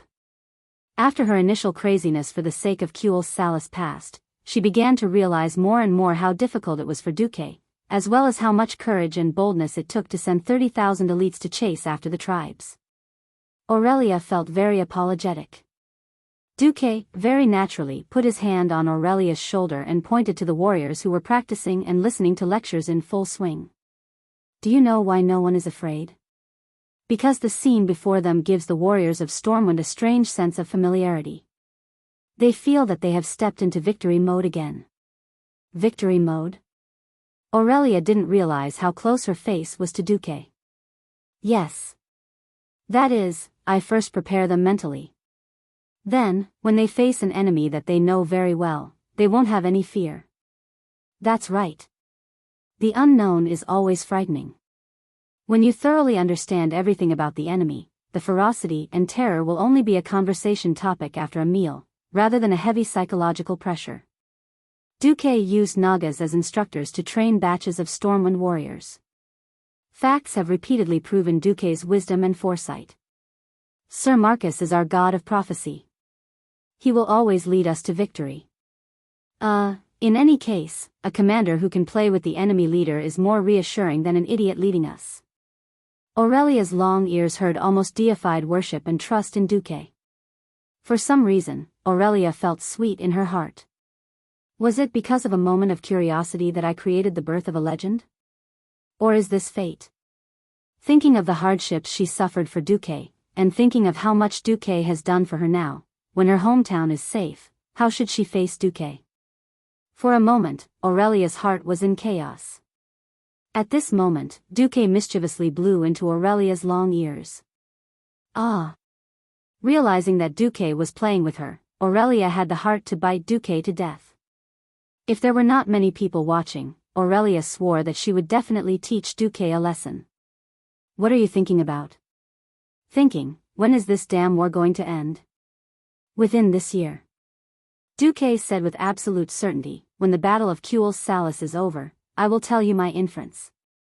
Inference, another inference. Obviously, it was only a judgment based on intelligence, but Aurelia felt that she was fighting with a god of fate. Incomparably relieved. "Okay, I believe you." When Duke easily broke through the encirclement of the troll scouts and faintly created pressure, everyone felt that the trolls were only a so-so after all. On this day, Duque's army marched for a full 80 kilometers. Even though this was Rotterdam's territory, and even though the roads were easy to travel on, it was still an unbelievable thing.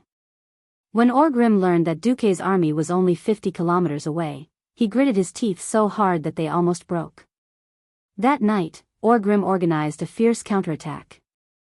He was prepared to let the entire tribe go out and get rid of Duque first.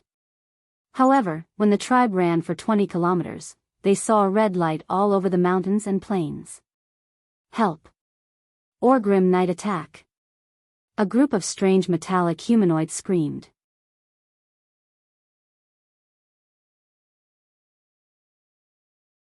Chapter 363.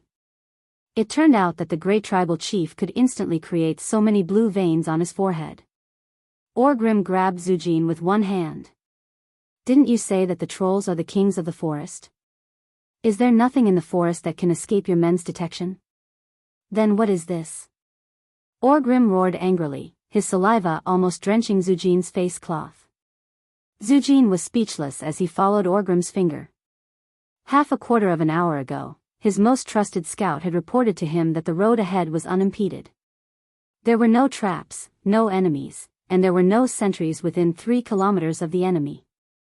A while ago, many troll scouts who got too close to the human camp were caught. Zujin had always thought that it was because they got too close to the humans' magic traps. Just like the thousands of years of war between the trolls and the elves, the trolls still couldn't figure out the uses of the long-eared magic. The only two things the trolls could rely on were their numbers and strong vitality. Now, it was clear that this was beyond the scope of magic. The red light that symbolized an alarm stretched from the horizon to the horizon. These strange metal creatures were shouting and yelling. The noise was so loud that it could even wake up a bear in the east. Now, the horde had two choices. The first was to retreat, but this would hurt their morale. The second was to continue running and kill their way into the human camp within 2 hours. As long as they could stick to the humans, even if there was a loss of stamina, Orgrim firmly believed that his 100,000 beast men and trolls could easily destroy this annoying tail. Gul'dan. I need you to contact Zuluhid. Orgrim ordered the evil warlock king not far from him. Gul'dan's face was filled with humility. Yes, great tribal chief. His wrinkled fingers drew a few runes that flowed with evil energy in the air. Along the mirror that appeared in the air, Orgrim saw his deputy. In the image, a strong gust of wind blew in the air. It was Zuluhid and his adult red dragon mount. Feeling the uncomfortable spiritual connection, Zuluhid frowned, but he still took the initiative to speak. Great tribal chief, the humans seem to have received the alarm, but they don't seem to be afraid of our attack. Or perhaps, they don't know how many of us are attacking. They sent less than 100 horsemen out of camp. But that long-eared powerhouse seems to be in the camp. I saw a wyvern cavalryman who got too close get shot to death. At this moment, Zujin suddenly came to a realization. That's right. The humans have never used more than 200 scouts to capture me. The thing they use to alert us seems to be able to spray something that we can't wash off and stick to the troll's body. It's something that can be seen clearly in the dark. Orgrim thought of many things in an instant. He didn't understand this new thing called humans. Looking at the alarms all over the mountains and plains emitting the same light, listening to them repeat the same monotonous sentence. Orgrim quickly got over the initial shock. Keep going. Get me one of those things. Zujin's figure disappeared. Even if he didn't fully acknowledge Orgrim's dominance, it was obvious that the troll had made a mistake this time. In less than 3 minutes, Zujin returned with a struggling metal object with a red glow on its head that looked like a living creature. Orgrim simply and violently smashed the thing with his hammer. Zujin was dumbfounded by his actions.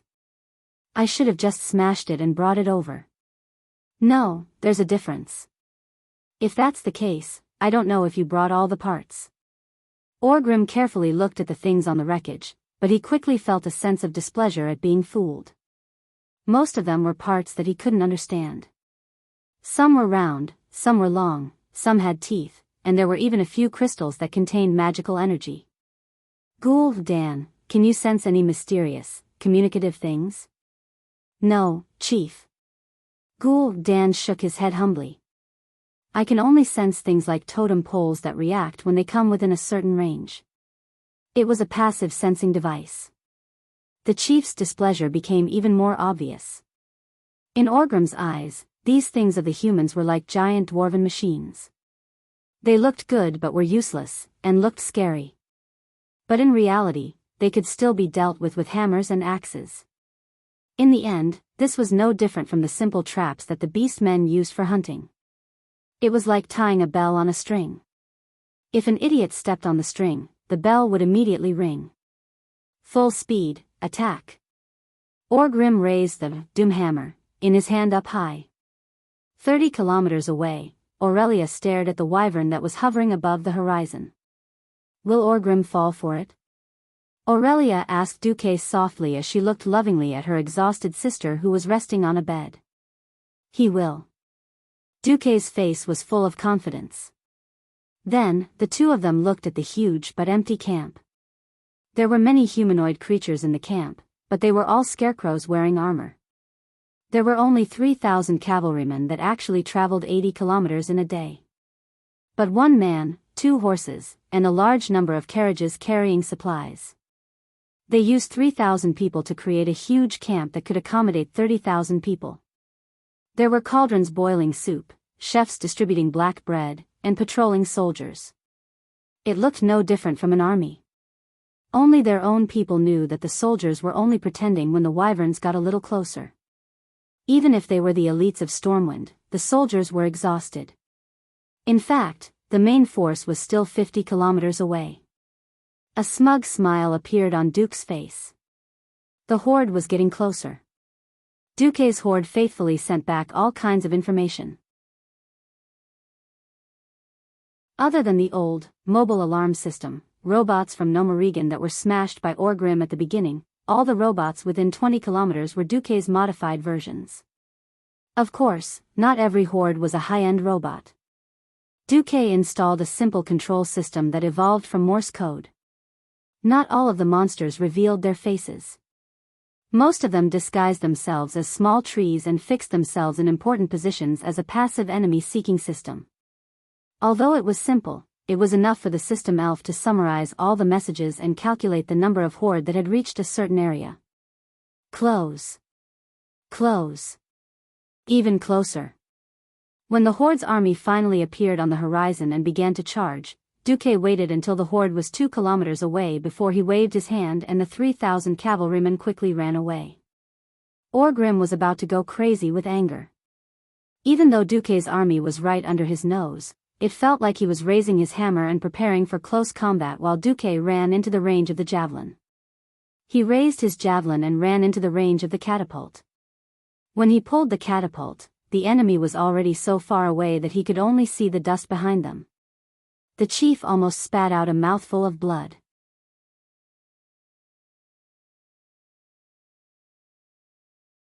Chapter 364. Money could not buy one's foresight. There was no medicine for regret in this world.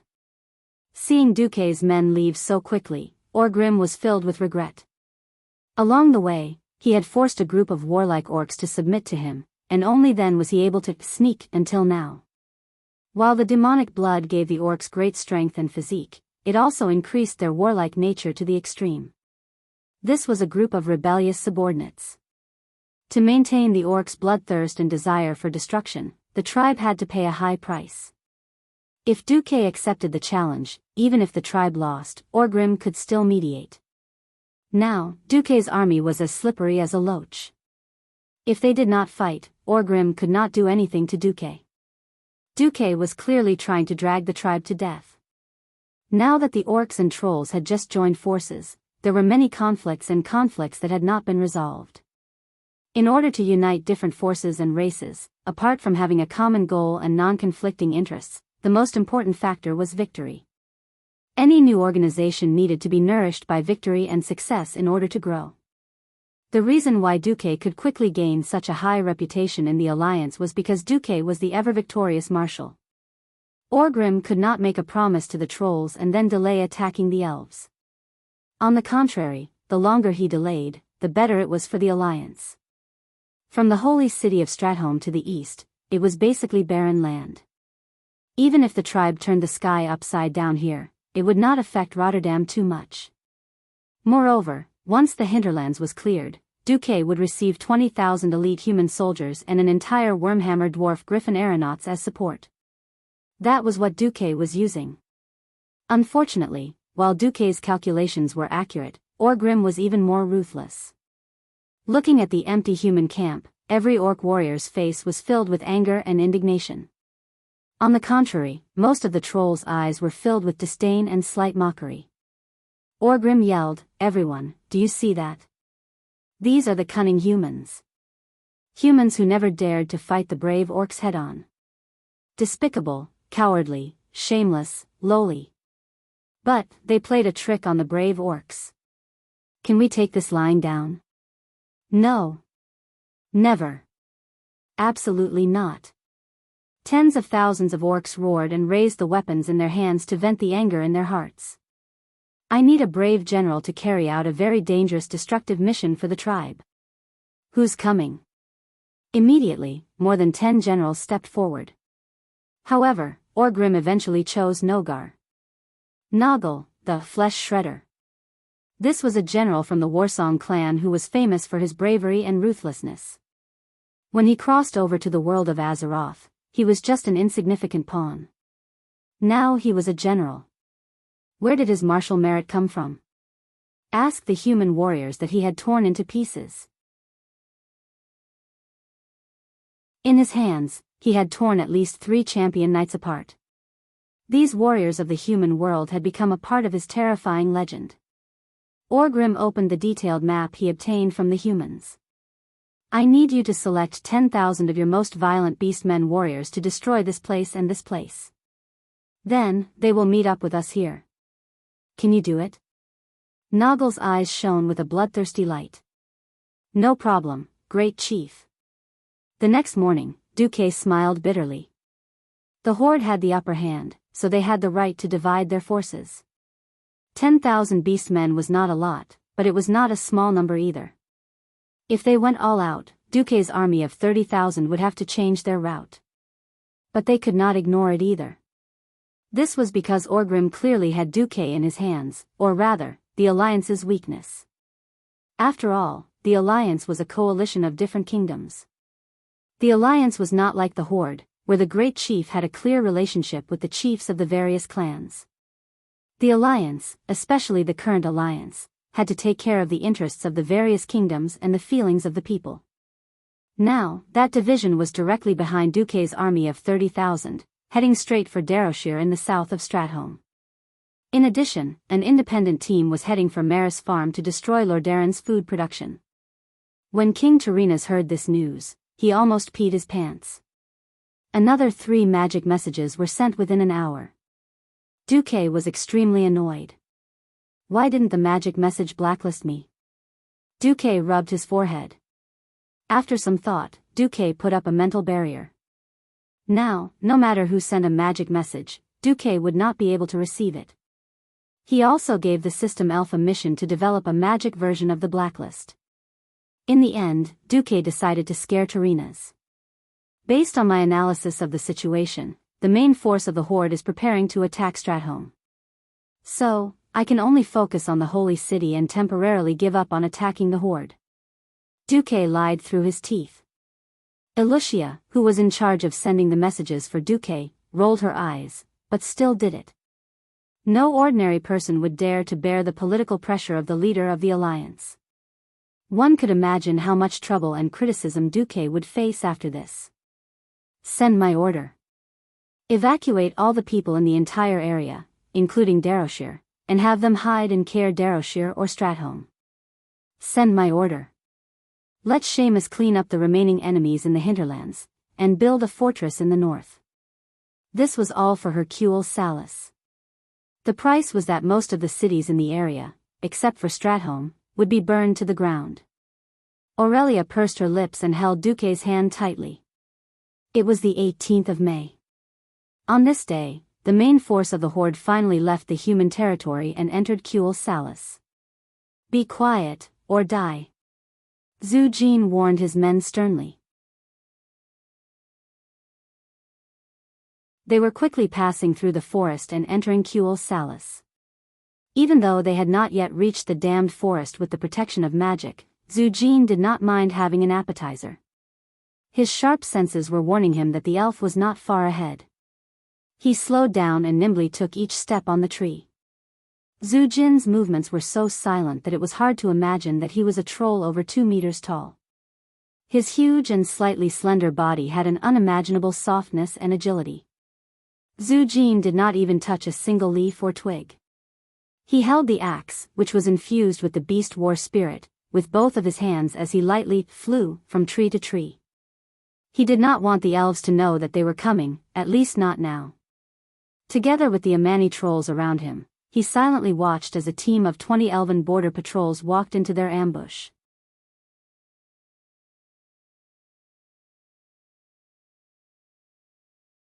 Chapter 365.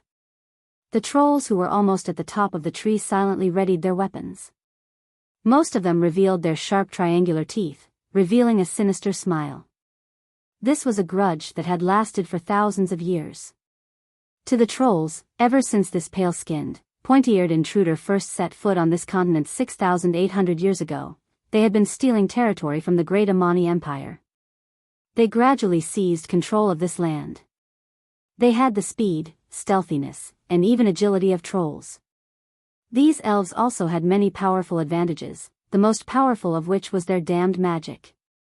The trolls had never come into contact with magic before, so they had no way of fighting back against those mysterious attacks or breaking through their arcane defenses.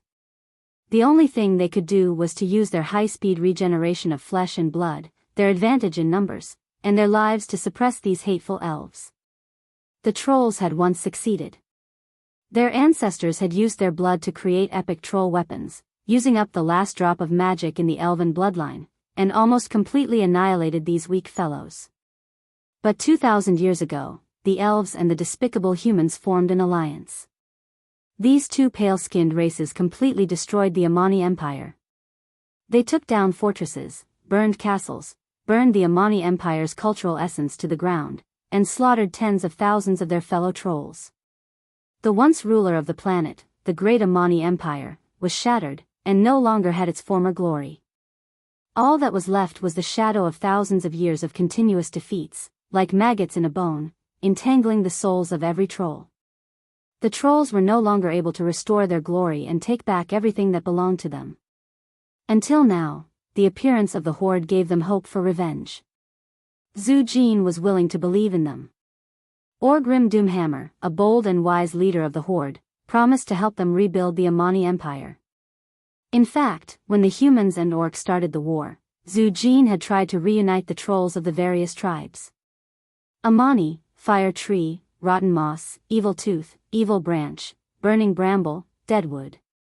These forest troll tribes that had been divided for countless generations, and had long become enemies and hated each other, had for the first time found common ground in the face of a greater and more glorious goal.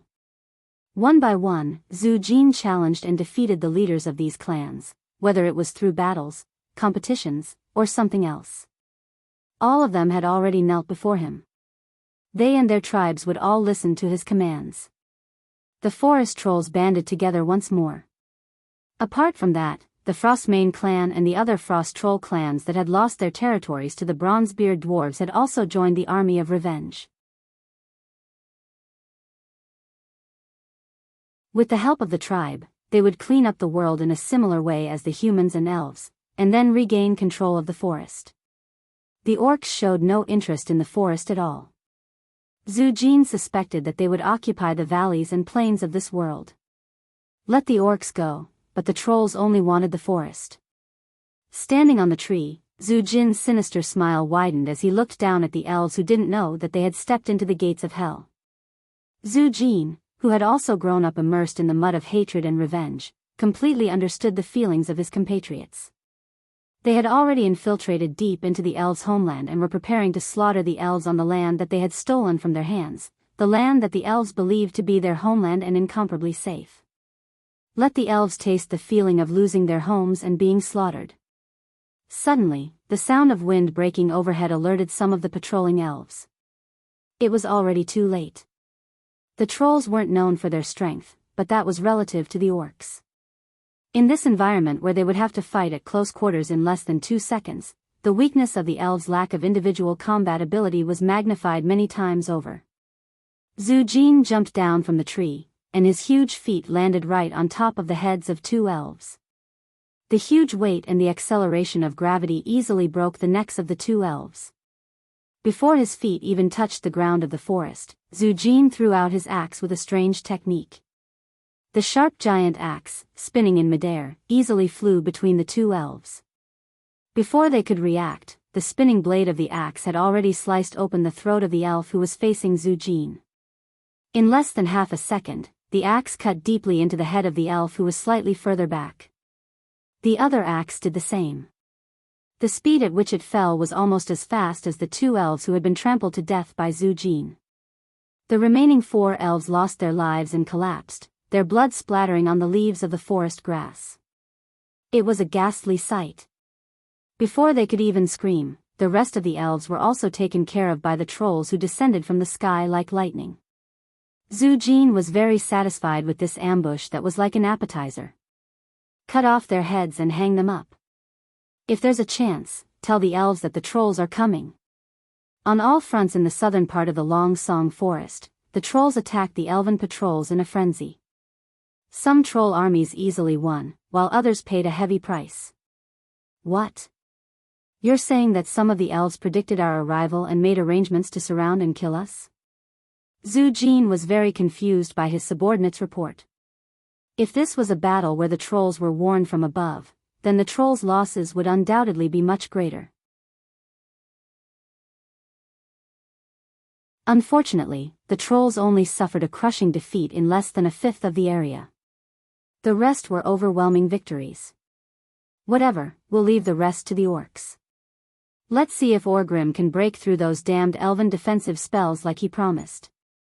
What are you doing? When Ghoul Dan approached Orgrim, the great chief barked out a warning question. There are some things that you should see for yourself, Great Doomhammer. Ghoul Dan bowed deeply. Orgrim nodded and put the hammer on his shoulder, indicating for Ghoul Dan to lead the way. Ghoul Dan turned around and led Doomhammer and his personal guards back. Soon, they arrived in front of a large pit that had been dug out. At the bottom of the pit was a large stone, and the rough surface of the stone had countless intricate runes drawn on it. Those strokes were definitely the work of a clever creature. But that wasn't the point. Even someone like Doomhammer, who knew nothing about mystical abilities and spiritual power, could feel the energy emanating from this heavy stone. This is the elven trap? Orgrim asked. Yes, and it's not just a trap.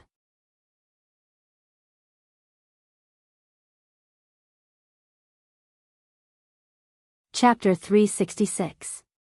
Ghoul Dan stroked his beard and replied, "This thing is filled with energy. I believe that these runestones and the other runestones at the edge of the forest are evenly distributed here, forming a large magic trap and barrier." What barrier? They didn't stop us or cause any damage, Orgrim pointed out. No, because we're only using our bodies to enter the forest and use normal weapons, Ghoul Dan replied. I believe that these runestones restrict the use of magic. It's very likely that only the elves can cast their spells in this area. I've tried to cast some spells here before, but they all failed. If I retreat 10 steps to the other side of the mountain, I can cast spells again. Orgrim was solemn. This was no laughing matter. He clearly remembered how destructive human magic was. If it wasn't for the Beastman warlocks suppressing the human mages, the Beastmen would have had to pay a heavy price to defeat the humans. This was why he didn't exterminate the Shadow Council that he hated so much. Human magic originated from the elves. He knew how powerful Ghoul Dan was. Even after he was injured, Ghoul Dan's magic was still the strongest among the Beastmen. The battle against the human's strongest mage, Antonidas, in South Shore proved Ghoul Dan's strength. Yet Ghoul Dan told himself that his magic couldn't be used. What about the trap? It seems to be able to draw out the powerful force hidden in the forest, as long as those long ears want it. Boom! Ghoul Dan grinned, his mouth making sounds as if he was about to explode. How many can it deal with at once? Ghoul Dan laughed sinisterly as he raised 5 fingers. 5,000? Orgrim probed. 50,000, and as long as it's within the range of the rune, as long as it's densely packed, killing 10,000 trolls isn't a problem. The great chief immediately recalled the day Stormwind City was conquered, where thousands of Beastman warriors were burned to death in the flames. Even though the Blackrock tribe Beastmen had a certain level of fire resistance, they weren't immune to fire. If the fire was big enough, they would still be injured and die. After Orgrim knew the answer, he jumped in fright and simply raised his hammer. His meaning was very clear. Is there any way to destroy it?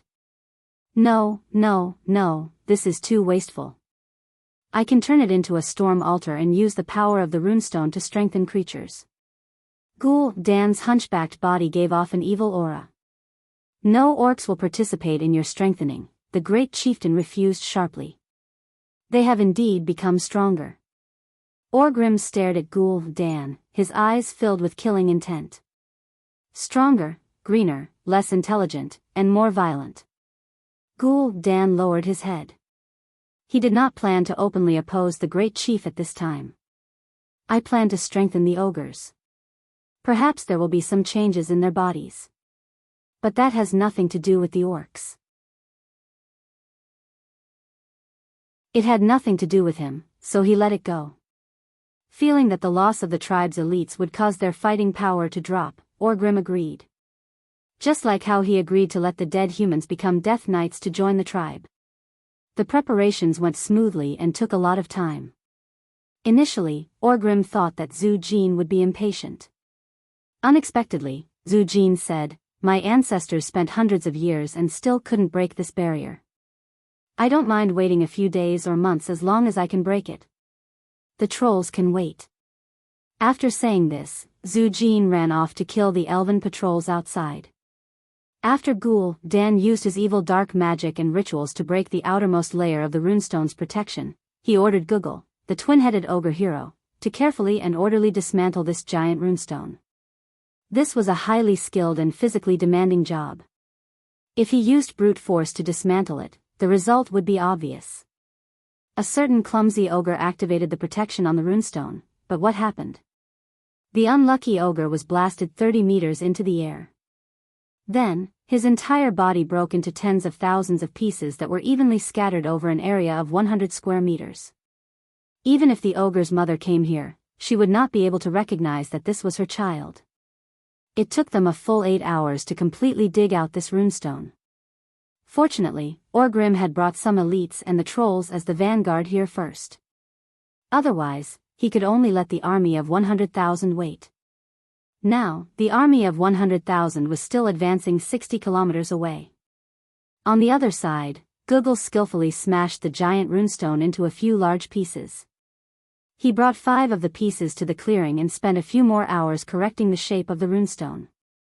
He placed it in the correct shape of a 5-pointed star on the clearing above the energy vein of the forest. "Is everything ready?" Gul'dan asked impatiently. Not far away, both of Guggle's heads shook their heads. The giant ogre grunted like a pig. He carried the last piece of the runestone, which weighed at least 5 tons, with his strong and explosive arms. "It's done now," he shouted, rubbing his shoulder with one hand. Gul'dan finally nodded in satisfaction. He could not imagine how he would handle the runestone, which was the size of a small mountain, without enough manpower. The runestone was huge, heavy, and had a strange center of gravity deviation. 2 ogres could lift it, but it would require at least a dozen orcs to do it. Orgrim hated magic, and would never let the noble orcs do such a dangerous thing. Fortunately, the great chief allowed Gul'dan to use some ogres to do it, and Guggle could command his stupid one-headed orcs more easily than any other orc.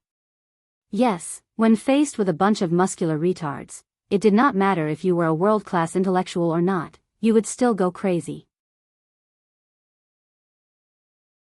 Gul'dan could calculate how the elves moved the runestones to their original positions the first time. That had nothing to do with magic. Magic was powerful, but compared to the energy needed to lift 100 kilograms of weight with magic, it was better to use slaves. Forest trolls were about as strong as ogres, but they were much smarter, and they would listen to specific commands. However, The elves did not have the habit of keeping forest troll slaves for long periods of time. The runestone was finally placed in the correct position. Even Ghoul Dan could not find any fault with it. Ghoul Dan waved his hand, and the 5 orc warlocks each chose one of the runestone and stood beside it. Fortunately, Orgrim's brain is only filled with schemes and muscles, and he did not kill all of my men. Otherwise, they would not have been able to complete this ritual.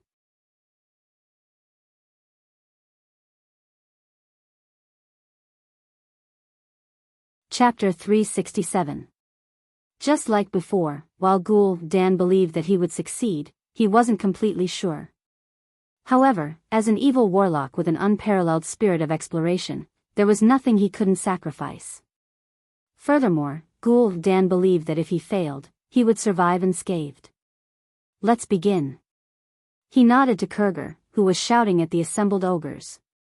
He was recruiting lab rats.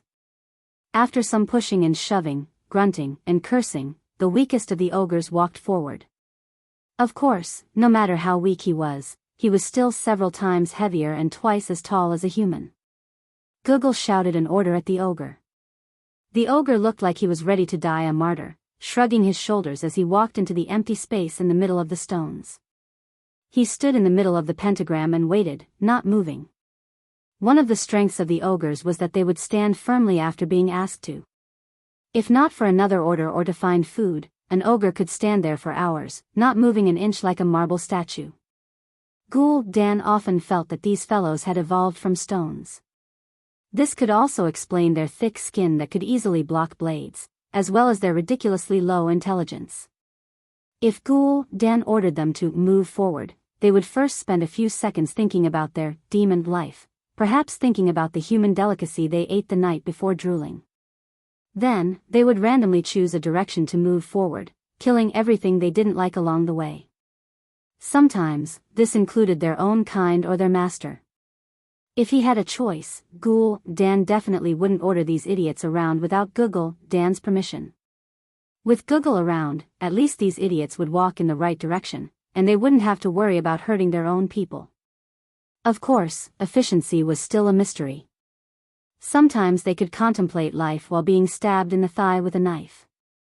Only with the twin-headed ogre around would their efficiency reach a passable standard. Ghoul Dan's thoughts returned to the present. He raised his arm and began to resonate with the dark energy that the Burning Legion's vice leader, Kil Jaden, had bestowed upon him in Draenor. The evil power tore through the plane and crossed through space, pouring into Ghoul Dan's body. As a medium, he immediately split it into 5, sending it to the soul crystals in front of the 5 warlocks' chests, and then into the rune stones in front of them. The stench, decay, and depravity were corroding the arcana power that originated from nature. This was not without cost. The origin of nature instinctively resisted the corrosion and invasion. A dazzling radiance burst forth from the depths of the earth and was directly transmitted to the runestone. The energy visible to the naked eye fiercely attacked the 5 warlocks who attempted to pollute the runestone. The power of the counterattack was so violent that the skull staff of the warlock standing in the south cracked on the spot. Less than half a second after the stench and filthy death aura flowed out, the power of the earth seemed to have found a vent and suddenly attacked the warlock. Woo! The unlucky ones with insufficient strength were always the first to suffer. The power of nature crashed into that guy's body like a raging wave. One could see that there were unknown plants growing out of every pore on his arms. Trash. Ghoul Dan spat.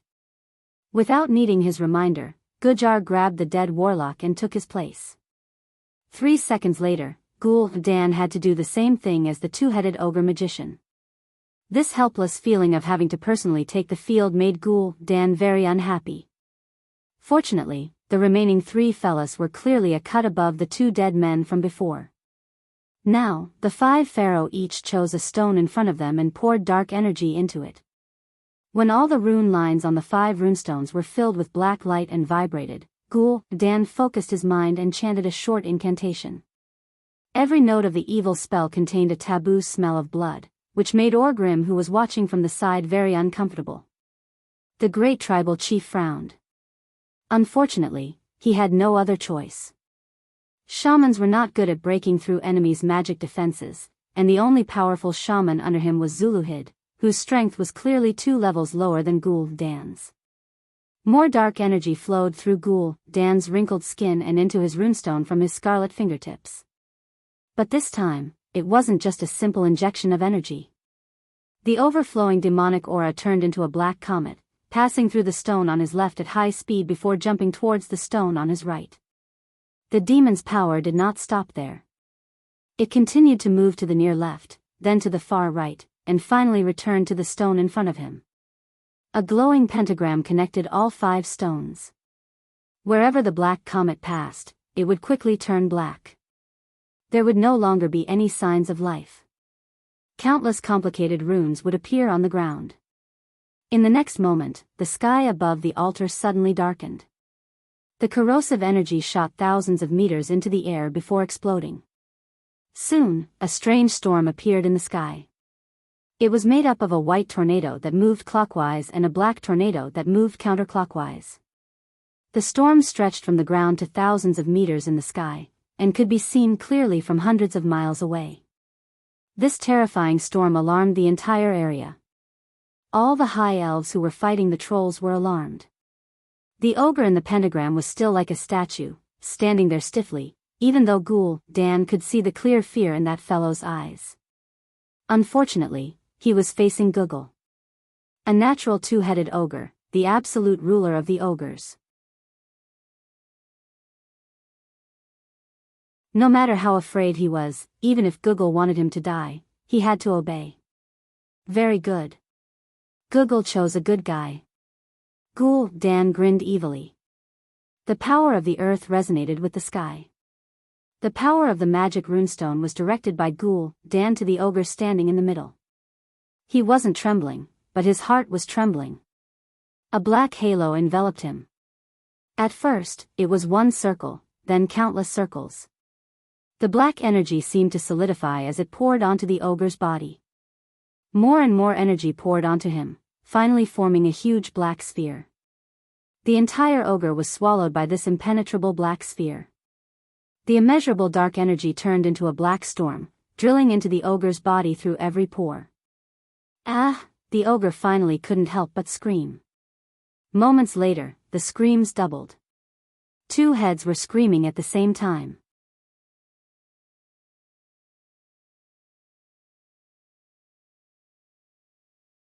Chapter 368. Gul'dan was trembling, but he was trembling in excitement from this new creation. A few minutes later, as the light gradually dissipated, the creature standing in the middle slowly revealed its true appearance.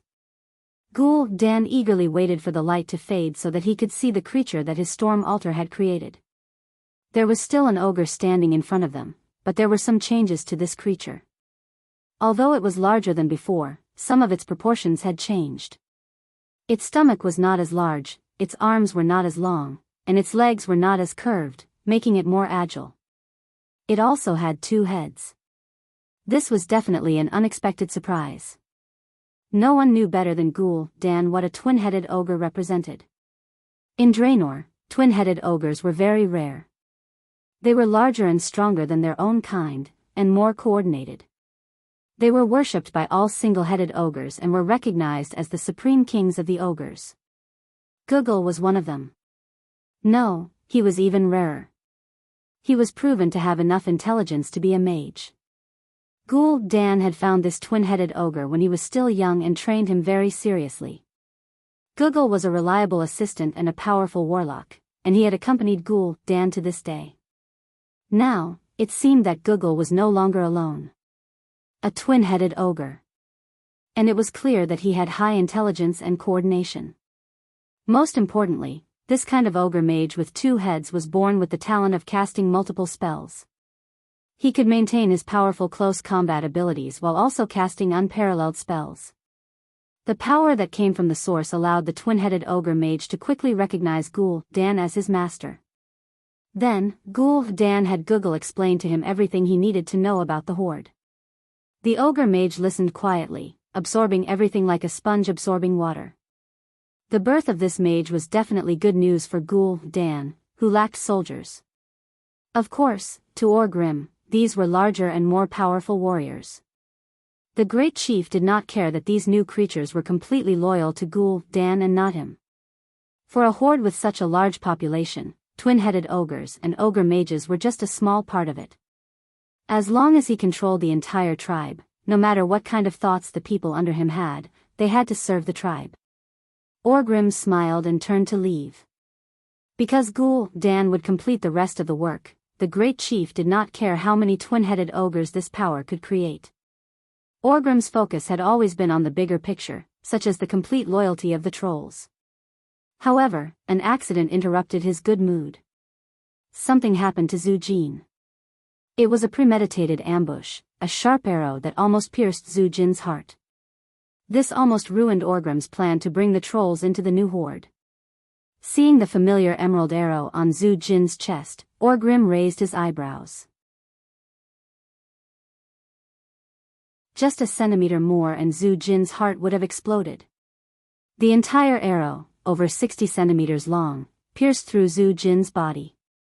Moreover, the strange power contained within the arrow refused the ogre's healing ability. To make matters worse, Zuluhid told the great chief that pulling it out by force might cost Zhu Jin's life. Orgrim was very clear of Zhu Jin's importance. Since the other troll tribes had just submitted to him and had yet to complete the alliance between the beastmen and trolls, Zhu Jin, who was equivalent to the great chief of the trolls, was indispensable. Orgrim gritted his teeth and said in a low voice, "Who did it? Aurelia? Or Servanas?"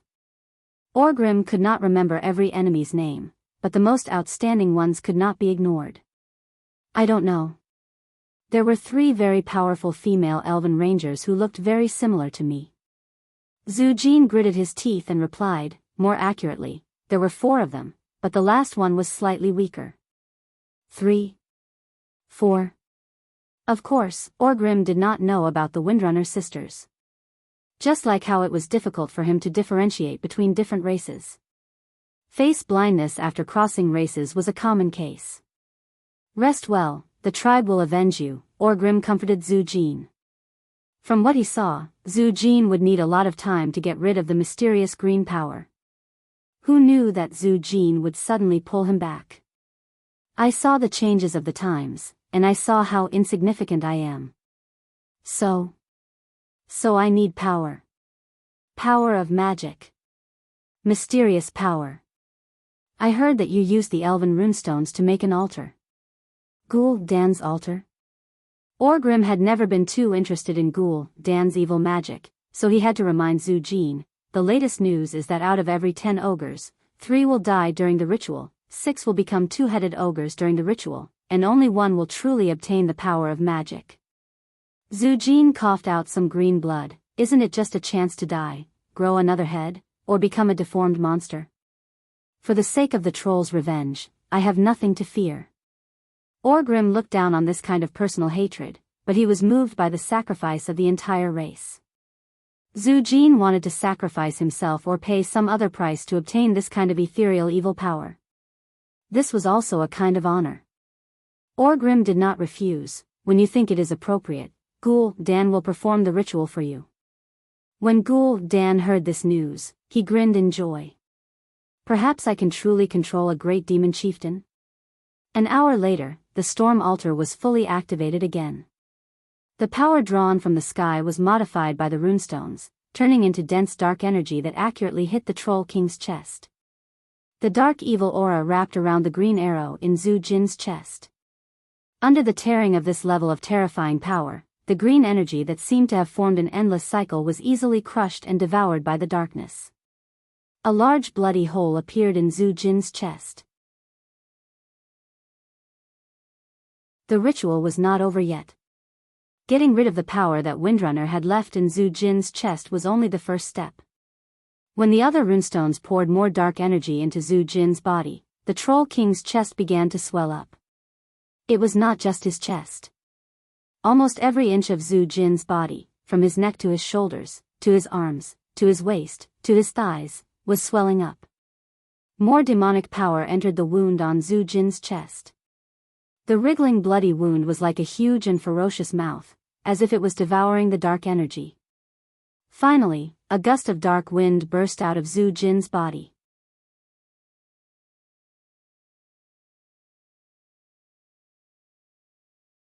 Chapter 369. Young man, do you want to be a magical girl? Oh. No, Zhu Jin, do you want to be a magic troll? Trolls were actually quite adaptable. Apart from paladins, trolls could advance into almost any profession. Considering that trolls also had the bloodthirst talent of minor berserk, it was generally agreed that trolls should be hunters. Of course, for heroes, the definition of professions was very vague. Just like Zhu Jin, he was a warrior, but he had the agility of a thief. Now, with the infusion of power from the storm altar, Zhu Jin had awakened a new profession, druid. Roar dash, this was the roar of a giant bear. The image of a giant dark bear that was as large as a small hill appeared on Zhu Jin's back. All of the observing giant demons shuddered. Next, there was a clear cry of an eagle. The giant bear image turned into a giant eagle image with gray-brown feathers and a wingspan of over 100 meters. Zhu Jin greedily absorbed the energy of the world, but at this moment, Gul'dan's expression was not good. Zhu Jin's nature power was rejecting the darkness power from entering.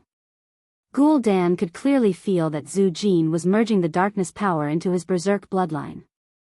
Because of the boiling blood, it weakened the darkness power. The biggest problem was that the darkness power conflicted with Zhu Jin's awakened talent. If he forcefully injected the darkness power, Zhu Jin would explode and die. Orgrim was staring at Gul'dan.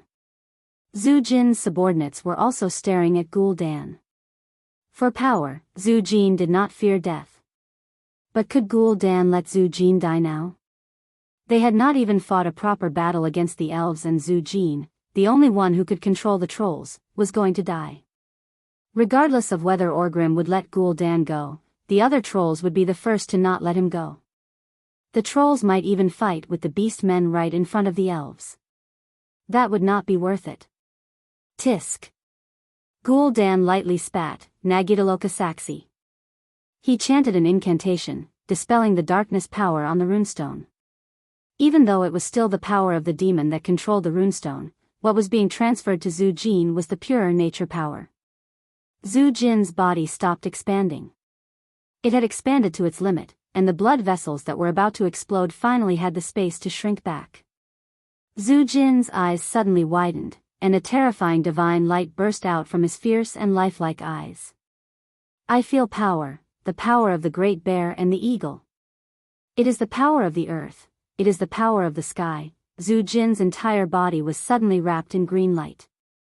In just half a second, Zhu Jin had turned into a huge eagle. It flapped its gigantic wings that were more than 5 meters long on one side, stirring up more than 10 tornadoes on its wings, easily blowing away all the leaves on the towering trees on the periphery of the clearing. The bare tree trunk stood out in the lush and luxuriant forest in the summer. In the next moment, Zhu Jin's body began to shrink again. It wasn't that his power had weakened, but that his power had become more condensed. It was like a retracted fist. Only when it attacked would the effect be even more frightening. Walking down the altar with large strides, Zhu Jin appeared to be even more powerful and spirited. Walking proudly in front of Orgrim, Zhu Jin knelt down on one knee for the first time. Even though the posture was rather crude and unsightly, it was still a kneel. This symbolized the true acknowledgement and submission of the great demon to the orc tribe. Orgrim's chest heaved up and down rapidly. Why did he want to attack the elves from 1,000 miles away? Of course, he knew that the elves were also targets that the tribe had to conquer or destroy. After all, the elves hadn't officially joined the war yet. It wasn't wise to rashly let a powerful opponent join them. If there were additional allies that the orcs could easily accept, or even the loyalty of subordinate races, then it would be a good deal. Now, Orgrim's wait was finally here. Good. Good. Good. Orgrim hurriedly helped Zhu Jin up. I said that the orcs and great demons are brothers. Frustrated that the attributes of the storm altar had changed again, Gul'dan had Gujar destroy the rune lines on the runestone and abandoned the altar. Deep into the night, not a single tribe was left. An altar that had lost its effectiveness was worthless. Just as the entire forest was shrouded in darkness, a few figures suddenly appeared near the altar. Despicable great demons. Despicable tribe, they actually destroyed the runestone. The one in front was Aurelia. As the eldest daughter of the Windrunner family and an elf who loved this land, she had always felt that it was her duty to protect it. She knelt down on one knee and inspected the runestone fragments around the altar, a pained expression on her face. The elf's safety barrier, a gigantic magical barrier that had been unbreakable for thousands of years, had been destroyed by Ghoul Dan. Just like that, Duque appeared beside Aurelia and gently pressed his hand on her shoulder. Tomorrow morning, bring the broken runestone to the Silver Moon Council, Aurelia immediately interrupted Duque. No. I'll go now. Let's see what those blind counselors have to say this time. The most famous Ranger General was filled with a towering rage. There's no rush. Unless Silvery Moon City is directly attacked, it would be troublesome to summon the counselors in the middle of the night. It's tomorrow morning anyway. Duque easily pacified Aurelia. Then what are we going to do tonight? The one speaking was Windsor Windrunner, the third sister of the Windrunner generation. In the original history, she was already the youngest female member of the family. It was a pity that there was still Lilith who was standing beside him. She was the youngest of them all. Did you think that my painstaking effort to get you to ambush Zhu Jin was a waste of effort? At the mention of Zhu Jin, the four Windrunner sisters gritted their teeth in hatred. In Duke's original plan, it would be best if he could directly destroy Zhu Jin. As the most important link between the beastmen and great demons, Chief Orgrim was the most difficult to kill. On the other hand, Zhu Jin was completely defenseless. The current Zhu Jin was no longer the Amani tribe chief who had awakened new powers and caused havoc in Zul Aman. Unfortunately, even if he found the four Windrunner sisters to work with him, he still could not take Zhu Jin's life. Duque's plan was always one ring after another. Knowing that Ghoul Dan had used the storm altar to strengthen a large number of ogres, Duque had an idea. After Zhu Jin suffered a setback, Zhu Jin would definitely seek greater power. However, Zhu Jin's attributes were incompatible with the storm altar.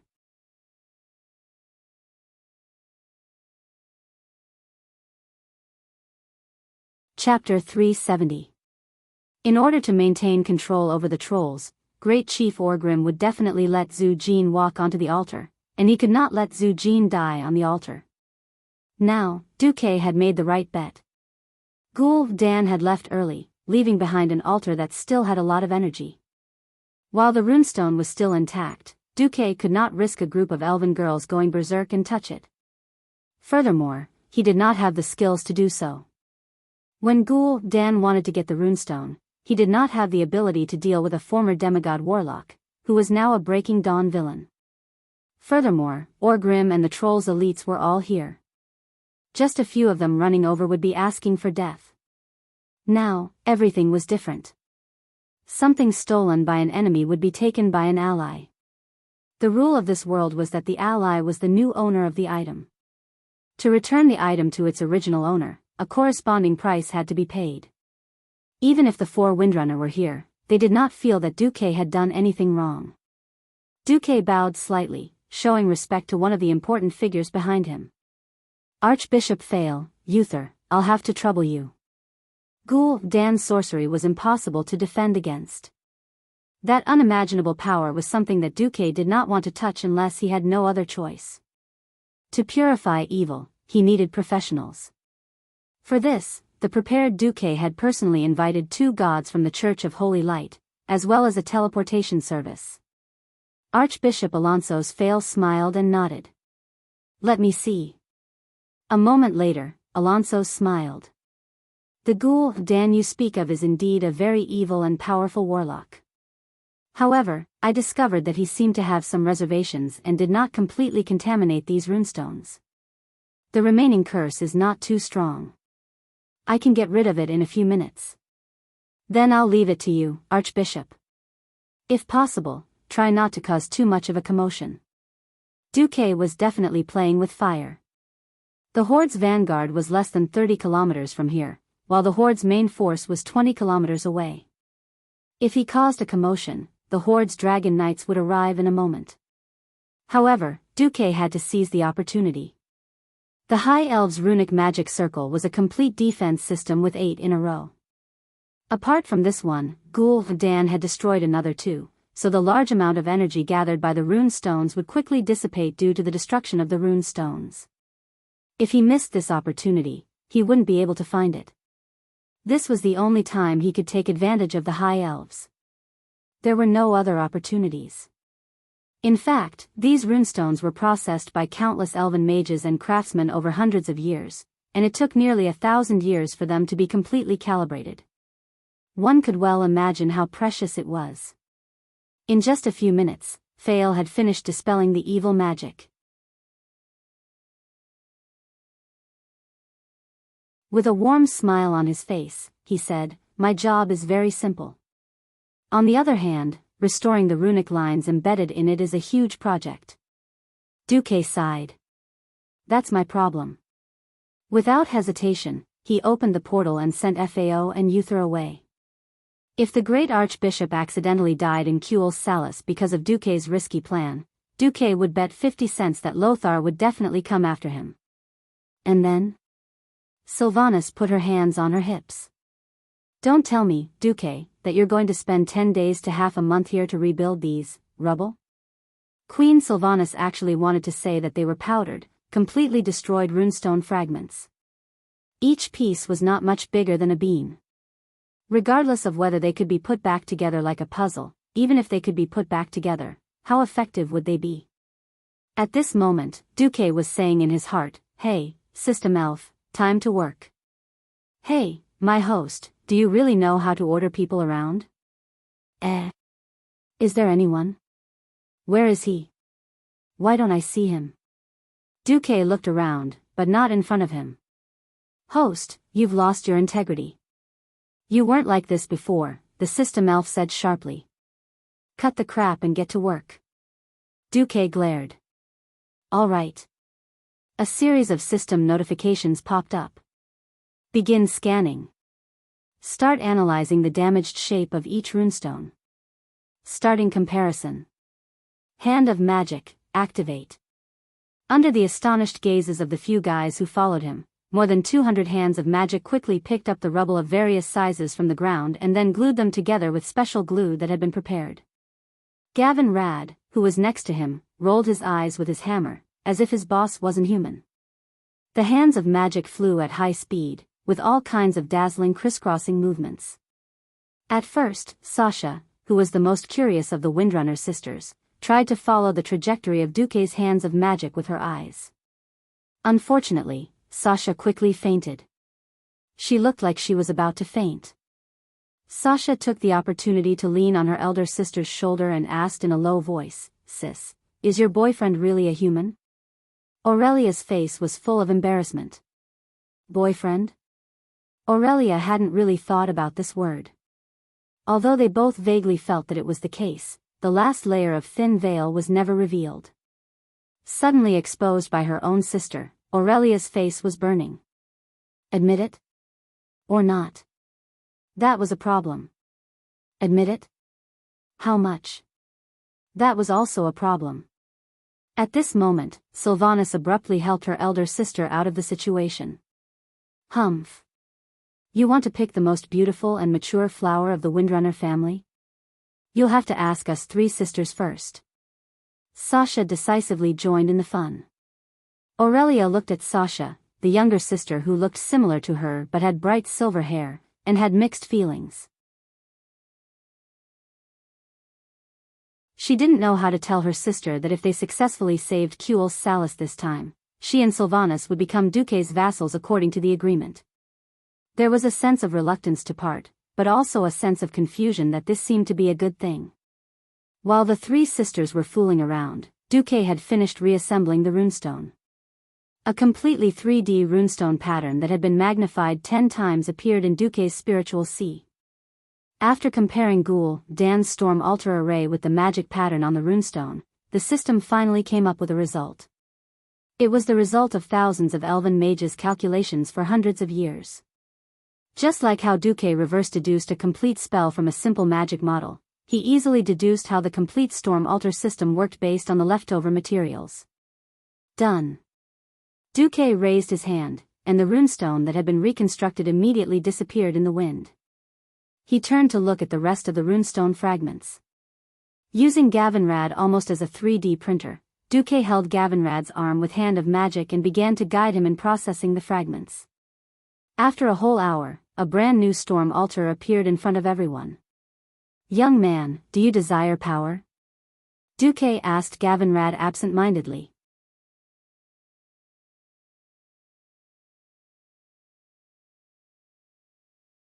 Chapter 371. Huh. I already believe in the holy light, Gavinrad immediately replied. I'm not asking you to change your faith. I'm just asking if you're interested in mastering a new, stronger power, Duque replied seriously. I think I'm strong enough. Gavinrad was a little skeptical about Duque's recommendation.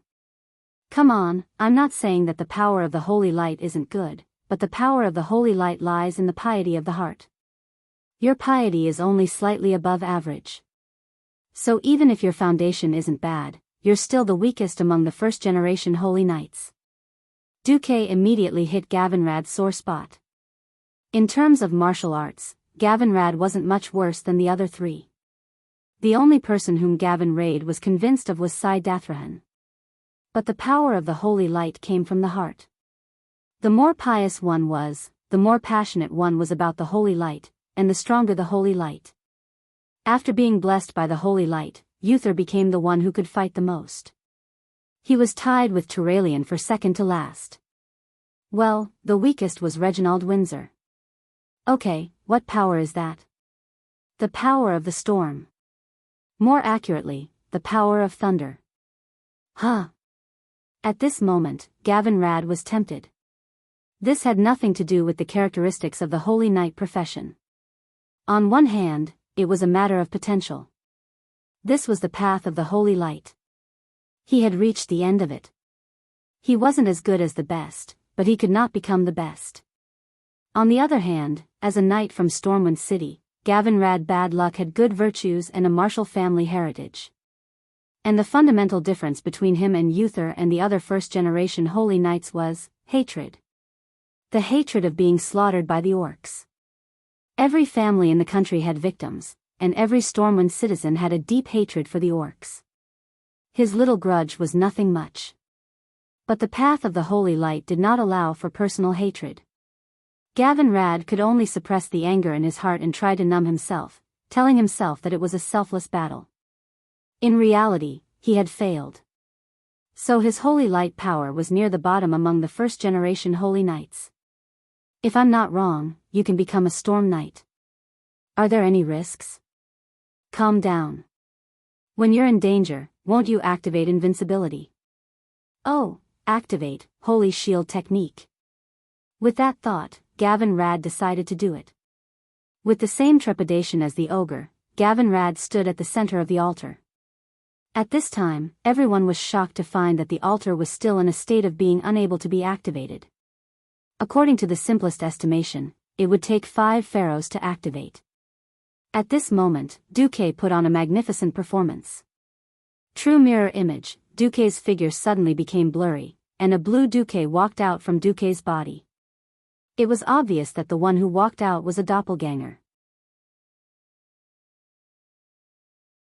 However, in less than a tenth of a second, the doppelganger that walked out of the doppelganger's body was quickly dyed with real colors, like a child playing a coloring game. In the blink of an eye, it was impossible to tell the difference between the doppelganger and the original Duque. 2 Duques came out, then 3 Duques. In the end, a total of 5 Duques walked out of the original body. Unlike the orc sword saint's rigid, mirror image, which had the exact same movements as the original body, Duque's doppelganger seemed to be completely independent of the original body. They took different steps, and Duque, who was walking to the furthest position, jogged over. The 2 further away were walking at a brisk pace, while Duke's avatar, who was closest to them, was practically crawling. Different expressions, different movements. Such a vivid performance left the Windrunner sisters speechless. Second sister, are my eyes playing tricks on me? Why does it look like there are many brothers-in-law? Sasha shook her second sister's shoulder in astonishment, not even realizing that she had used the wrong address. It was also Sylvana's first time seeing this divine skill of Duque's. She tried her best to observe and spread out her senses, and only after a while did she realize the difference between the doppelganger and the original body.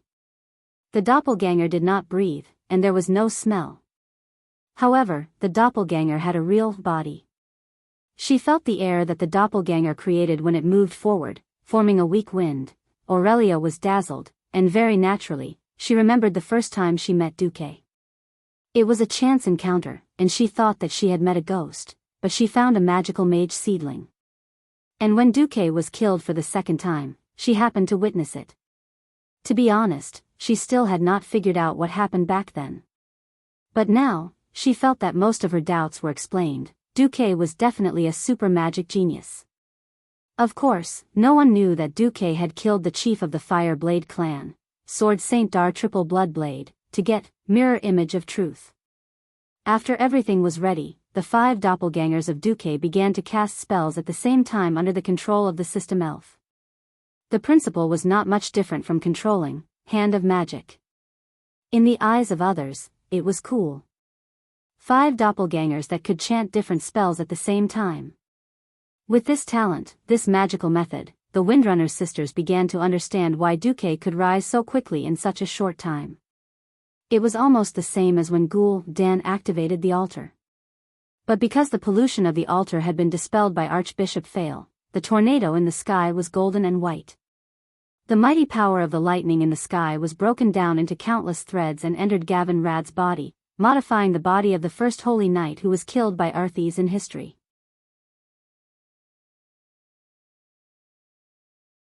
Lightning flashed and thunder roared. Such a large-scale phenomenon could not be hidden from anyone. 40 kilometers away, Ghoul Dan, who was breaking the second runestone defense line in the Long Song forest, was suddenly alarmed. Someone actually restored the storm altar. That's impossible. You guys, go and take a look. Unfortunately, Ghoul Dan, Google, and the few remaining warlocks of the Shadow Council were busy. They planned to use a new batch of runestones to build a new altar and could not leave at all. Having no choice, Ghoul Dan could only order Talon Gorfiend, the first Death Knight in the world who had been strengthened by the storm altar, to go and take a look. Distance was an important factor. Warlocks did have the ability to teleport teammates across space through the means of summoning, but the premise was that there was a warlock on their side and 2 allies at the destination. Now, there was not a single tribe within 10 kilometers of Duque. At this time, the modification of Gavin Rad was completed.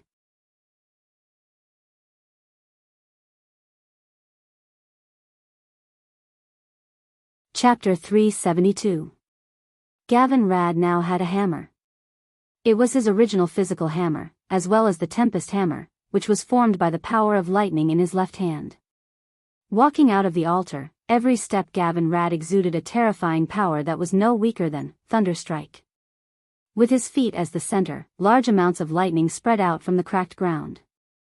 Tiny pieces of earth floated into the sky, ignoring gravity, but were turned into dust by the lightning that Gavin Rad released in midair. Gavin Rad was full of style now. This aura was no weaker than that of the Burning Legion's boss. Even if someone told Duque that Gavin Rad Misfortune was the real boss behind the scenes. If Duke didn't know what was going on, he would definitely believe 80% of it. Unfortunately, Gavin Rad's own words revealed the secret. Perhaps the iron rule of not being cool for 3 seconds worked.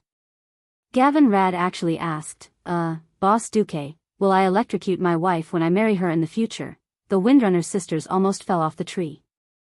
Annoyed, Duque rolled his eyes. Idiot, can't you learn how to control your power? If that really happens, you can just marry a female holy knight. She won't die from electrocution. Duque didn't finish his sentence.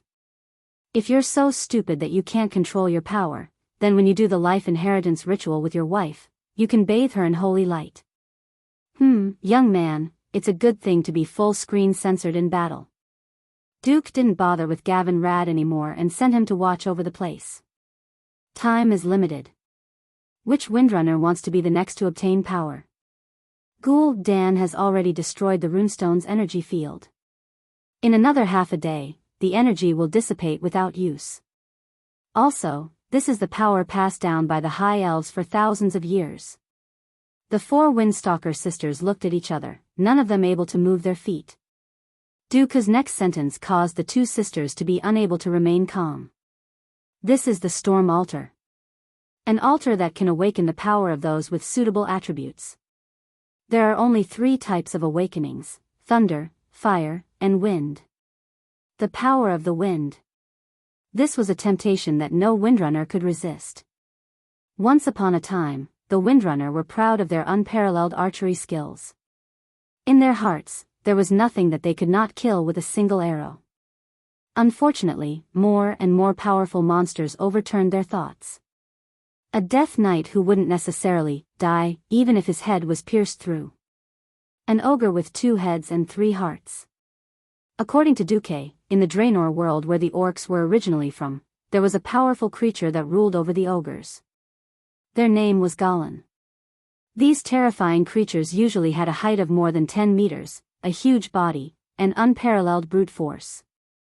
In the coming days, they were likely to become the orcs' tools of war. They couldn't imagine the terrifying behemoth rampaging through the elven battle formation. Improving himself was already an urgent need. In addition, it was the power of the wind. The Windrunner's prime power. There was no way to refuse. As the eldest sister, Aurelia was the first to stand up. Duke, is this power safe? Duke sighed. This is the power left behind by your high elf ancestors. It has even been purified by the holy light. Alright, I'll go first. When I'm sure it's safe, I'll let you guys come too. Aurelia's beautiful figure stood in the center of the altar. Duke quickly began to cast the spell. After a short spell, there was no terrifying lightning and thunder like when Gavin Rad was awakened. Instead, a gentle whirlwind appeared around Aurelia. It was gentle and soft, like a mother caressing her child and murmuring a nursery rhyme in her ear. The feeling of the breeze caressing their faces was very comfortable. It was so comfortable that everyone present felt like falling asleep.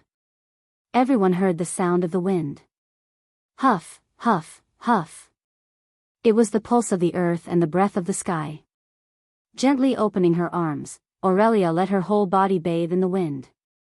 In the wind, there was the scent of grass, the fragrance of the earth, and the unique fragrance of the forest. Listening to the sound of the wind and receiving its teachings, Aurelia was in a trance, as if she was intoxicated. The rapid energy reaction on the altar gradually subsided. The 3 Windrunner sisters watched their eldest sister, who was sitting down in the middle of the altar, and their hearts tightened. The most rebellious and easily agitated Servanas stared at Duque. Duque made an okay gesture, but then realized that they didn't understand, so he gave a thumbs up. Even though they were relieved, the 3 Windrunner sisters still stared at their eldest sister nervously. Suddenly, Aurelia, who had her eyes closed, stood up. She took out her longbow and pulled the bowstring, but she didn't nock an arrow. Shooting without a bowstring was the foundation of archery. What was their eldest sister doing? Aurelia's next action told everyone the answer. She shot an arrow. When she pulled the bowstring into the shape of a full moon, a gust of wind blew around the altar. The storm was gathering, obeying Aurelia Windrunner's request, voluntarily forming a wind arrow in less than half a second. This wasn't an illusion. The 3 Windrunner sisters saw the scene where the arrow should have been knocked change. Under normal circumstances, such a scene would only occur when the high temperature caused the water vapor on the ground to evaporate, distorting the light. Now, it appeared in Aurelia's hands. As the 2 tender fingers loosened, the sound of the bowstring vibrating suddenly rang out. However, there was no sound of the arrow being shot. No one could see the arrow's trajectory clearly. Everyone just instinctively looked in the direction the bow was aimed at. 1 second. 2 seconds. 3 seconds. When the time reached 3 seconds, there was a reaction 500 meters away. A huge flower of blood bloomed on the treetops. For humans, it was already beyond the limit of their eyesight. To them, it was just a small dot. For the elven rangers with amazing eyesight, it was a huge test. However, the 3 Windrunner sisters saw it. Unparalleled accuracy. A powerful shot. 500 meters away, an arrow pierced through the troll's chest. Starting from the chest, the troll's entire body exploded into countless pieces. It was a troll scout. It wasn't easy to find this guy, who was good at hiding and had the same color as the forest, from 500 meters away. Not to mention this kind of attack that was almost beyond visual range. Aurelia finally opened her eyes, a warm smile on her dignified face. My sisters, I strongly recommend you to explore the limits of your power.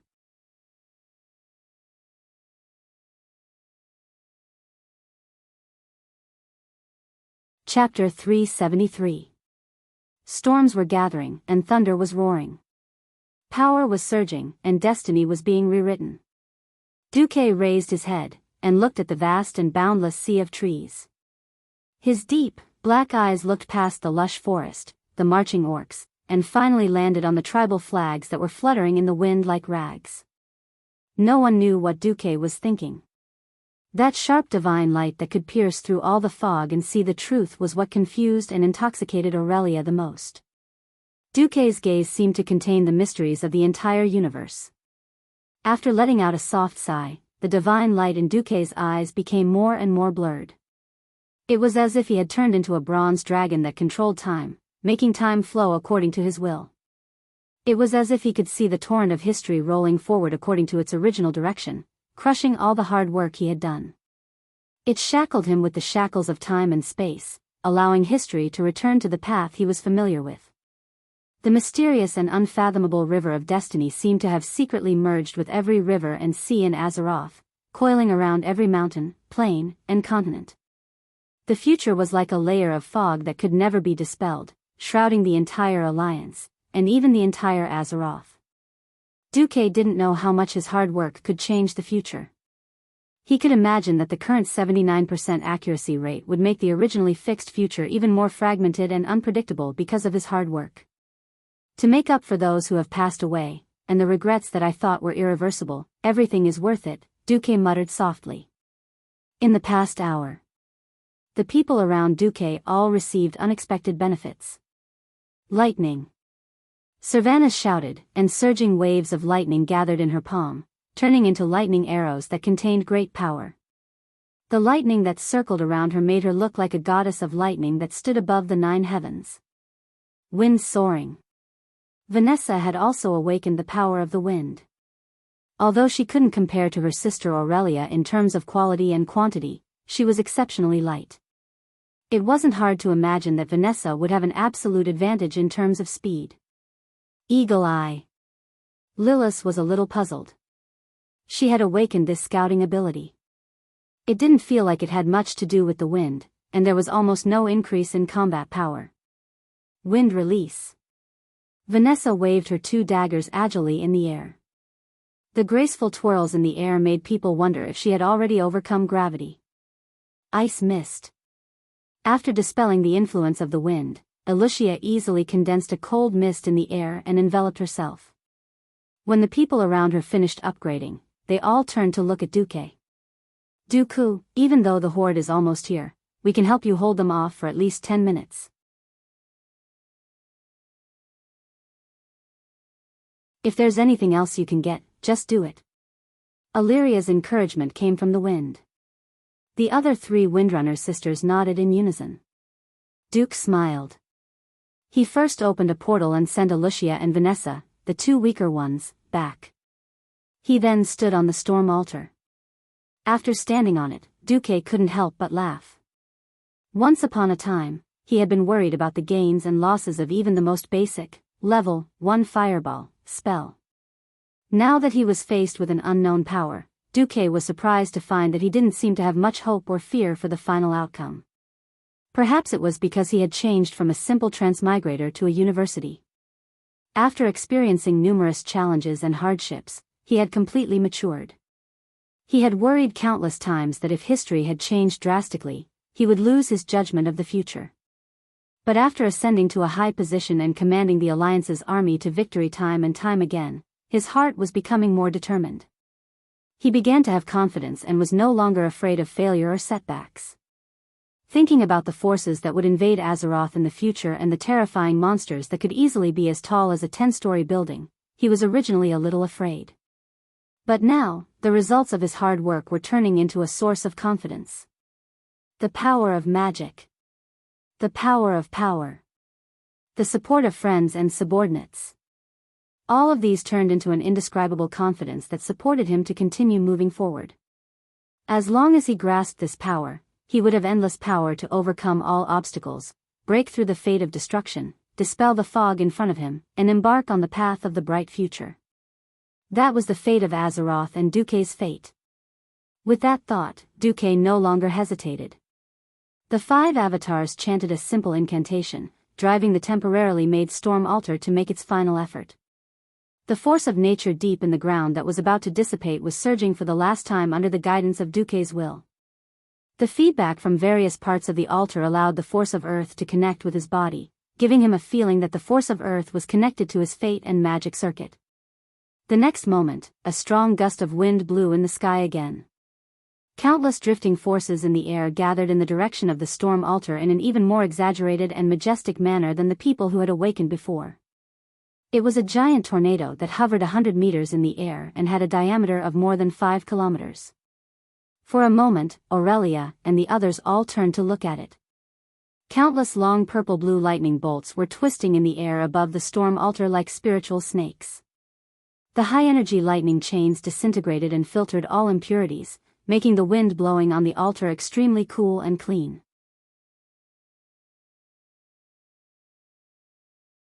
The cool breeze wrapped around Duque's limbs and blew away all the dirt on Duque's body.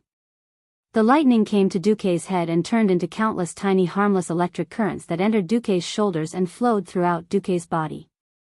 The strange feeling of the lightning entering his body was not the numbing feeling of destruction that he had imagined. Instead, it was a little strange. In the slightly numb feeling, Duque felt that his body was becoming more and more resilient under the stimulation of the electric currents. And the special understanding of wind, lightning, and fire began to spread to the depths of his soul. This was not an empty experience that came through incantations or spells. This was the most direct and unobstructed contact with the force of nature. It was precisely because of this rare experience that he had rooted in the deepest part of his heart that the power of his magic would definitely reach a higher level. In Duque's vision, the emerald green system notification was jumping wildly along with the surging storm power in the air. Congratulations, host, you have mastered the power of wind and lightning. You have comprehended and mastered the special improved spell, Thunder Spear. You have mastered the Thunderstorm Wall. You have mastered the Electric Shield.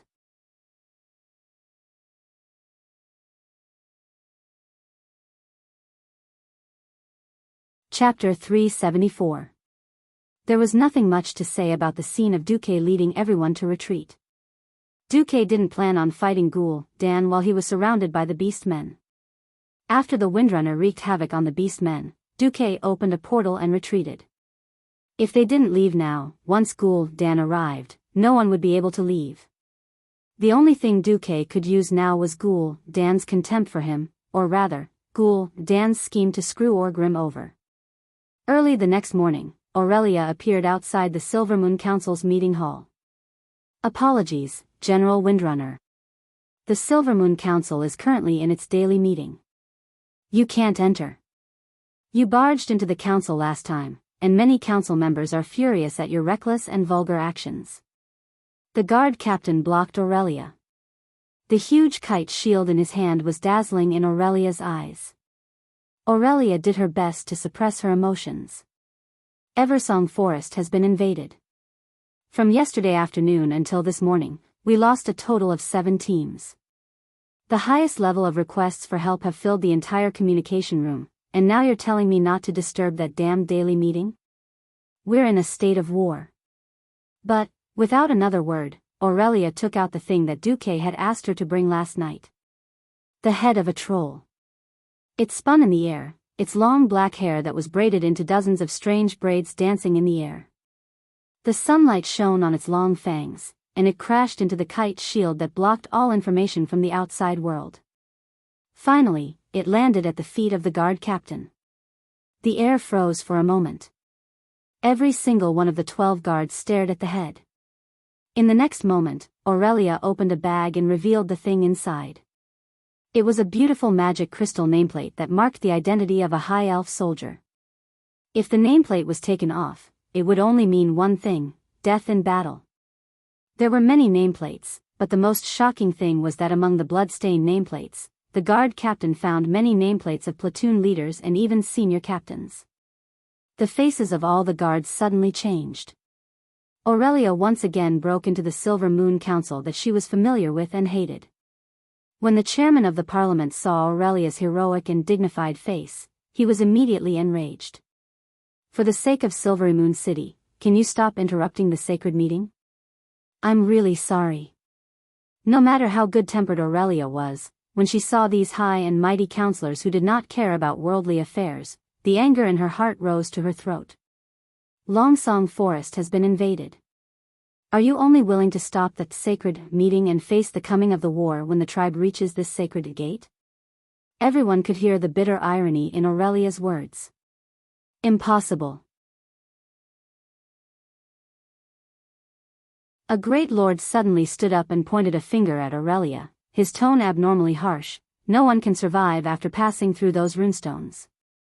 Huh? No? Aurelia raised her long golden eyebrows. Are you sure? Are you talking about this kind of runestone? Aurelia took out a piece of runestone the size of 2 palms from her bag, raised her hand, and threw it at the great lord. The lifespan of the high elves was quite long, and many of the counselors present were mages who had set up the runestones. It was precisely because of the great achievement of firmly protecting Kuel's Salus that they could transcend ordinary people and become noble beings who dared to challenge the king and were superior to all beings.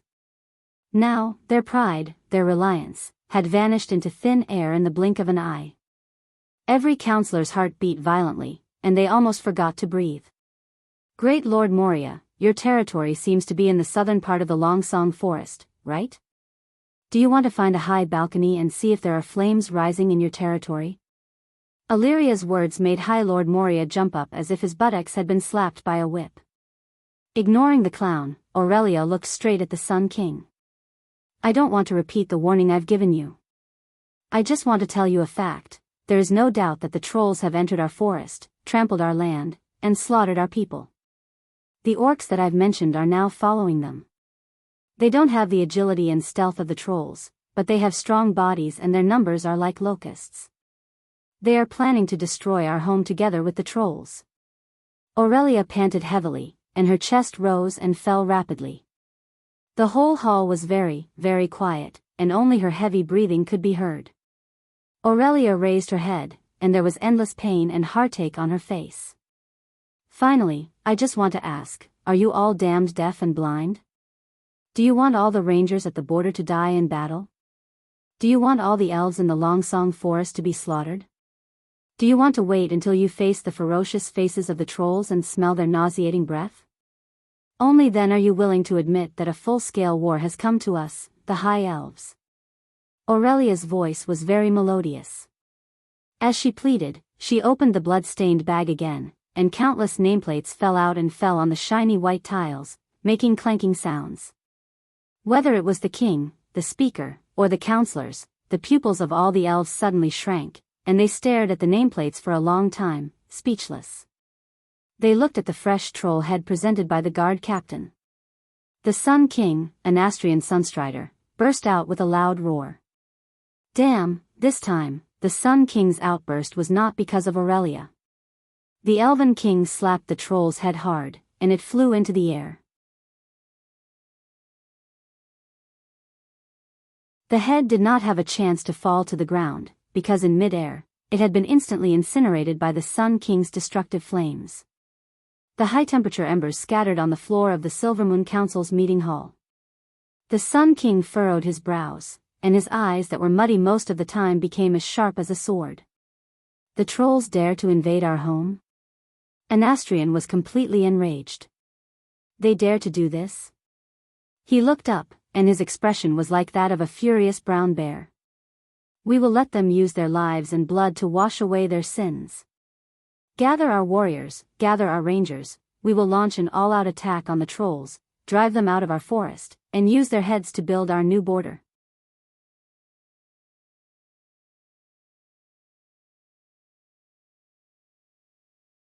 Chapter 375. Although Aurelia was happy to see her king finally become determined, she had to remind the Sun King, the trolls are not everything. The threat of the horde is the most important. Fortunately, I brought powerful reinforcements. Duke Marcus of Stormwind City and his 30,000 private soldiers. Unexpectedly, the Sun King refused. No, I don't need human help. The High Elves can deal with the invaders themselves. Summon my son, Kale, that's. Aurelia instinctively felt that something was wrong. The elves were too arrogant and isolated. They thought that they were the source of the world's civilization. They thought that humans were just picking up the magic left behind by the elves. They thought that the mechanical creations of the dwarves and gnomes were evil. Thousands of years of isolation had not brought the elves anything other than the arrogance of the High Elves. No, perhaps there was. It was depravity. Thinking back to 3,000 years ago, Anastrian had almost been forced to abdicate by the Silver Moon Council. The reason was that Anastrian had taught the humans too much magic. Aurelia shouted for her king to pay attention to the orcs. Unfortunately, her opinion was once again ignored. Her clear voice was drowned out by the noisy argument between the Lord and the mage counselors. In the end, the Sun King dismissed Aurelia with a few words. Thank you for informing me again, my Ranger General. Now is the time for you to fulfill your duty. Bring your ranger troops and stop all the trolls. Before our army arrives, I do not wish to hear more news of the fall of the trolls. Wait. Where are the reinforcements? Our losses are already very severe. More than half of the troops have been crippled, and we have less than half of our full strength. Aurelia tried to argue. There are no reinforcements. Even if you can't do it, you must do it. The country let you lead the ranger troops to pacify the border. Yes, evacuating the people is also your duty. If you can't stop them, then bury yourself there too. What a joke. The ranger troops that were left with less than 3,000 people to fight against the allied army of 100,000 orcs and trolls? One had to know that the elven rangers had no advantage against the trolls. The current situation was that they couldn't even stop the trolls, and they still had to evacuate the civilians? Aurelia was furious. Of course, at this time, Aurelia naturally thought of Duque. Unexpectedly, the Sun King added, I don't care if your boyfriend is nearby. You are now the general of Cuel Salis. Do your duty, or I will prosecute you for treason.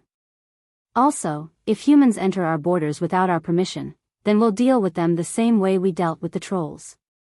The Sun King's words made Aurelia's heart sink into an icy hell. What time was it?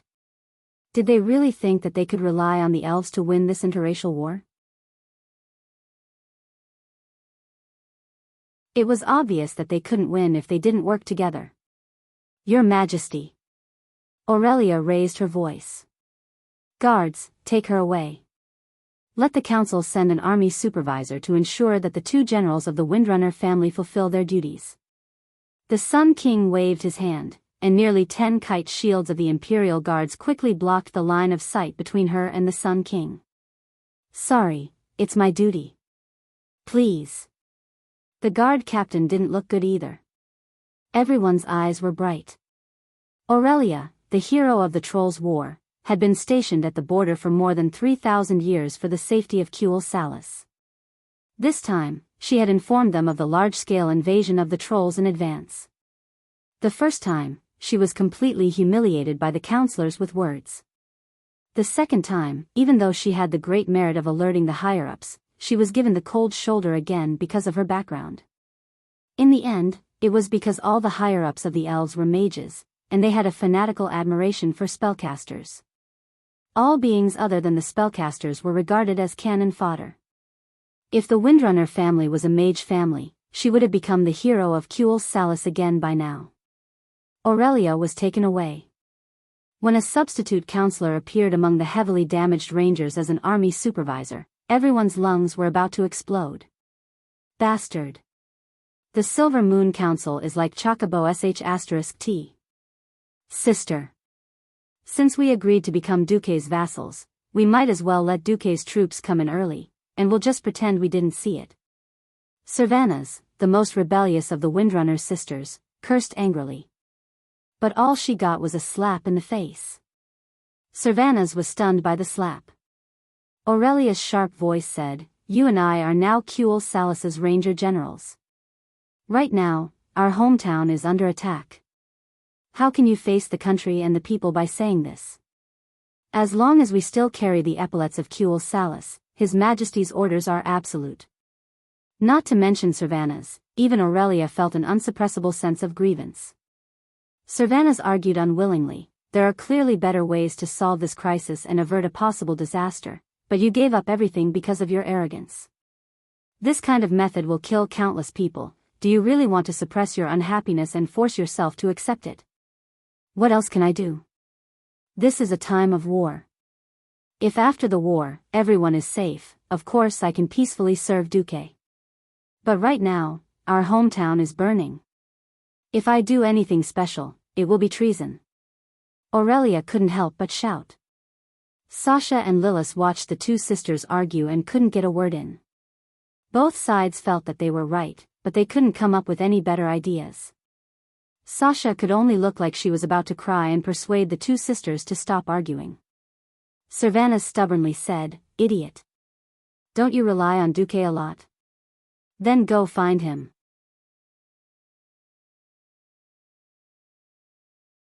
"That guy has a lot of ideas. I'm sure he will think of something better than you." "Yes. Why don't you go find Duque?" With her sister's cover, Aurelia found the human mage that Duque had placed in the ranger army, Darnielle, and asked him to send a message to Duque using magic. Very soon, Aurelia contacted Duque. After she told him about her difficulties, Duque laughed. "Idiot, you should have come to me earlier. I was thinking, if you were captured by the Sun King, should I declare war on Kuel Salis? Or should I use political means to bail you out? Please, I'm asking for your help. Duque, don't make trouble." Aurelia sounded like she was about to cry. "You must be joking. This joke isn't funny at all.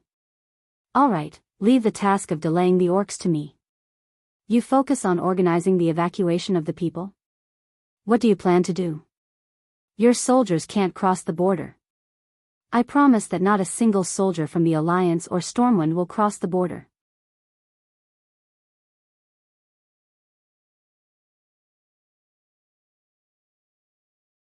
Chapter 376.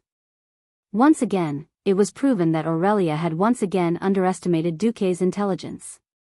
Or rather, she had underestimated Duque's ability to play with words. On this day, more than 5,000 goblin spirit robots strode across the Kuel Salis border, which was no longer under the control of the elves. The Windrunner sisters were dumbfounded. They were completely dumbfounded. This is possible?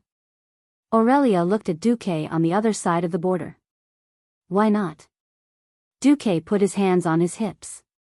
Is it wrong for a toy to accidentally cross the border? Furthermore, which eye of yours saw that these are mine? These are clearly elven products. Aurelia rolled her eyes at Duque flirtatiously. Her expression was truly complicated. She was gratified, but also did not know whether to laugh or cry. Right. In theory, these goblins belonged to the elves. Why?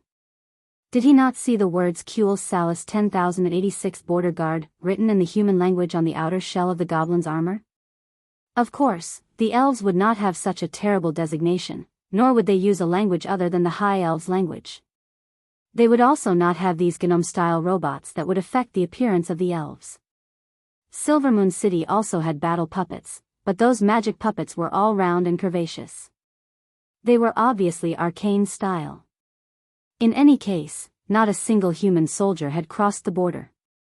In order to avoid suspicion, Duque had even transferred Darnielle back. A perfect game of words. Duque naturally would not do such a thing for the Bulsh *T Sun King. He only did it for the Windrunner sisters. More accurately, it was for Aurelia. Aurelia was very clear what Duque had paid for this. Duque had set up a fully automated robot production line in Karazhan. Naturally, Khadgar would help Duque with the work. To transport so many goods over, Duque had to do it himself. Duque was still not strong enough.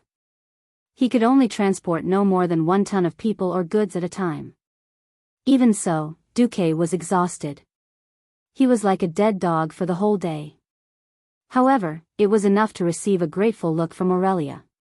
He had to fight in the horde, and he had to pick up girls along the way. Nothing could be more perfect than that. On this day, the giant demon army, which had originally had an overwhelming advantage, ran into a huge problem. Because of Yao Yao Ling. Most of the giant demons that had been tricked by Yao Yao had died.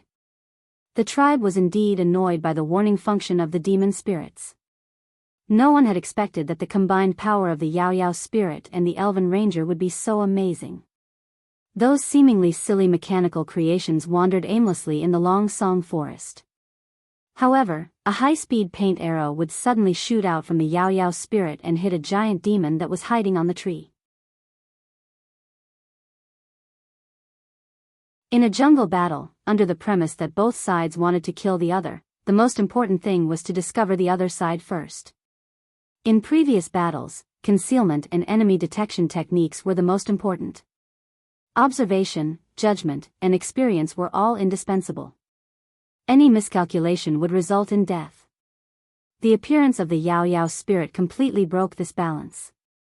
First of all, the Yao Yao spirit was not afraid of death. It was a mechanical creation, and if it was destroyed, it could be dragged away. It was impossible to repair it on the spot. Duque ran back to Karazhan overnight to practice engineering, and all he could do was fiddle with a mobile version of the waste recycling robot 74A. This thing would automatically find the dead Yao Yao spirit robots in the forest, recycle their wreckage, and decompose them into the necessary engineering parts. Without any worries, the Yao Yao spirit naturally went to seek death. The Elven Ranger squad followed far behind, and the Yao Yao spirit boldly opened the way. For example, this time, the Yao Yao spirit suddenly shouted, "Help! There's a pervert!" After splashing paint on a certain troll on the tree, the troll himself was hit by a flying axe and died immediately. Its sacrifice was worth it. In the next second, the giant demon was shot in the head by the Elven Ranger who followed. The Rangers were embarrassed, but it was undeniable that the Yao Yao spirit's reconnaissance was very good. They concluded a pattern that they didn't know whether to laugh or cry. There's a pervert. There was a giant demon. There are a few perverts. There were no more than 5 giant demons. So many perverts. That was about 10. No, there are too many perverts. I have to give up on healing. This meant that there were more than 50 giant demons, and the Rangers had to retreat immediately. It had to be said that with the help of the Yao Yao spirit, Aurelia only relied on less than 3,000 Rangers to hold off 50,000 giant demons. She also freed up more than 300 Rangers with minor injuries to organize the evacuation in the rear. Everyone, don't panic. Hold on, Silvermoon's reinforcements will arrive soon. In order to calm the people, Aurelia had to say some nonsense that she didn't even believe herself. How could Silvermoon's reinforcements arrive so quickly? Unless an Astrian was willing to send out Silvermoon's regular army, it would take at least 3 days to gather the troops. But would the Horde give her 3 days? It was also that night that the Horde's main force arrived. Unlike the giant demons who charged straight into Longsong Forest, the orcs also sent out a detachment to attack the Windrunner's hometown, Windwalk Village, and the Windrunner Tower at the southwestern edge of Longsong Forest. Thanks to Aurelia's advance notice, even though the officials sent by Silvermoon forbade the Windrunner family from evacuating to Silvermoon in advance, every family had already made preparations to retreat. Packing things in advance was not against the law, was it? Almost as soon as Silvermoon's permission to retreat was given, all the elves in the village threw their belongings into the elven transport ships that had been prepared beforehand in an orderly manner. In just 2 hours, they had all evacuated. The detachment of the orcs could only run back and follow behind the main force to guard against Duque's possible attack. However, the efforts of the rangers only managed to slow down the horde. The horde's green tide drowned out all resistance. In just 3 days, the horde had killed their way to the Eastern Temple, which was only 100 kilometers south of Silvermoon City. The elves relied solely on the temple's powerful magical defense system to resist the horde's attack. As the horde invested a large number of two-headed ogre mages, the situation began to worsen. At this moment, Prince Kale, who had rushed back, saw the army of 25,000 people that had been hastily assembled. Looking at the troops that his father and the Silvermoon Council had gathered for him, Kale's face was ashen. What kind of joke is this? This is the army that you want me to fight against a 100,000 horde army? Most of the 25,000 people were local garrison troops that had withdrawn from the front lines. Unlike the rangers who had always been fighting at the front lines, the training of these garrison troops was terrible, and most of them had been killed by the orcs. Most importantly, Kale realized that there was a serious lack of warriors in this army. Warriors who could hold the front and suppress the enemy's formation. You're tuning into the Biyao's Wuxia Chronicles YouTube channel. Don't forget to subscribe and join us on this journey to catch the most captivating stories.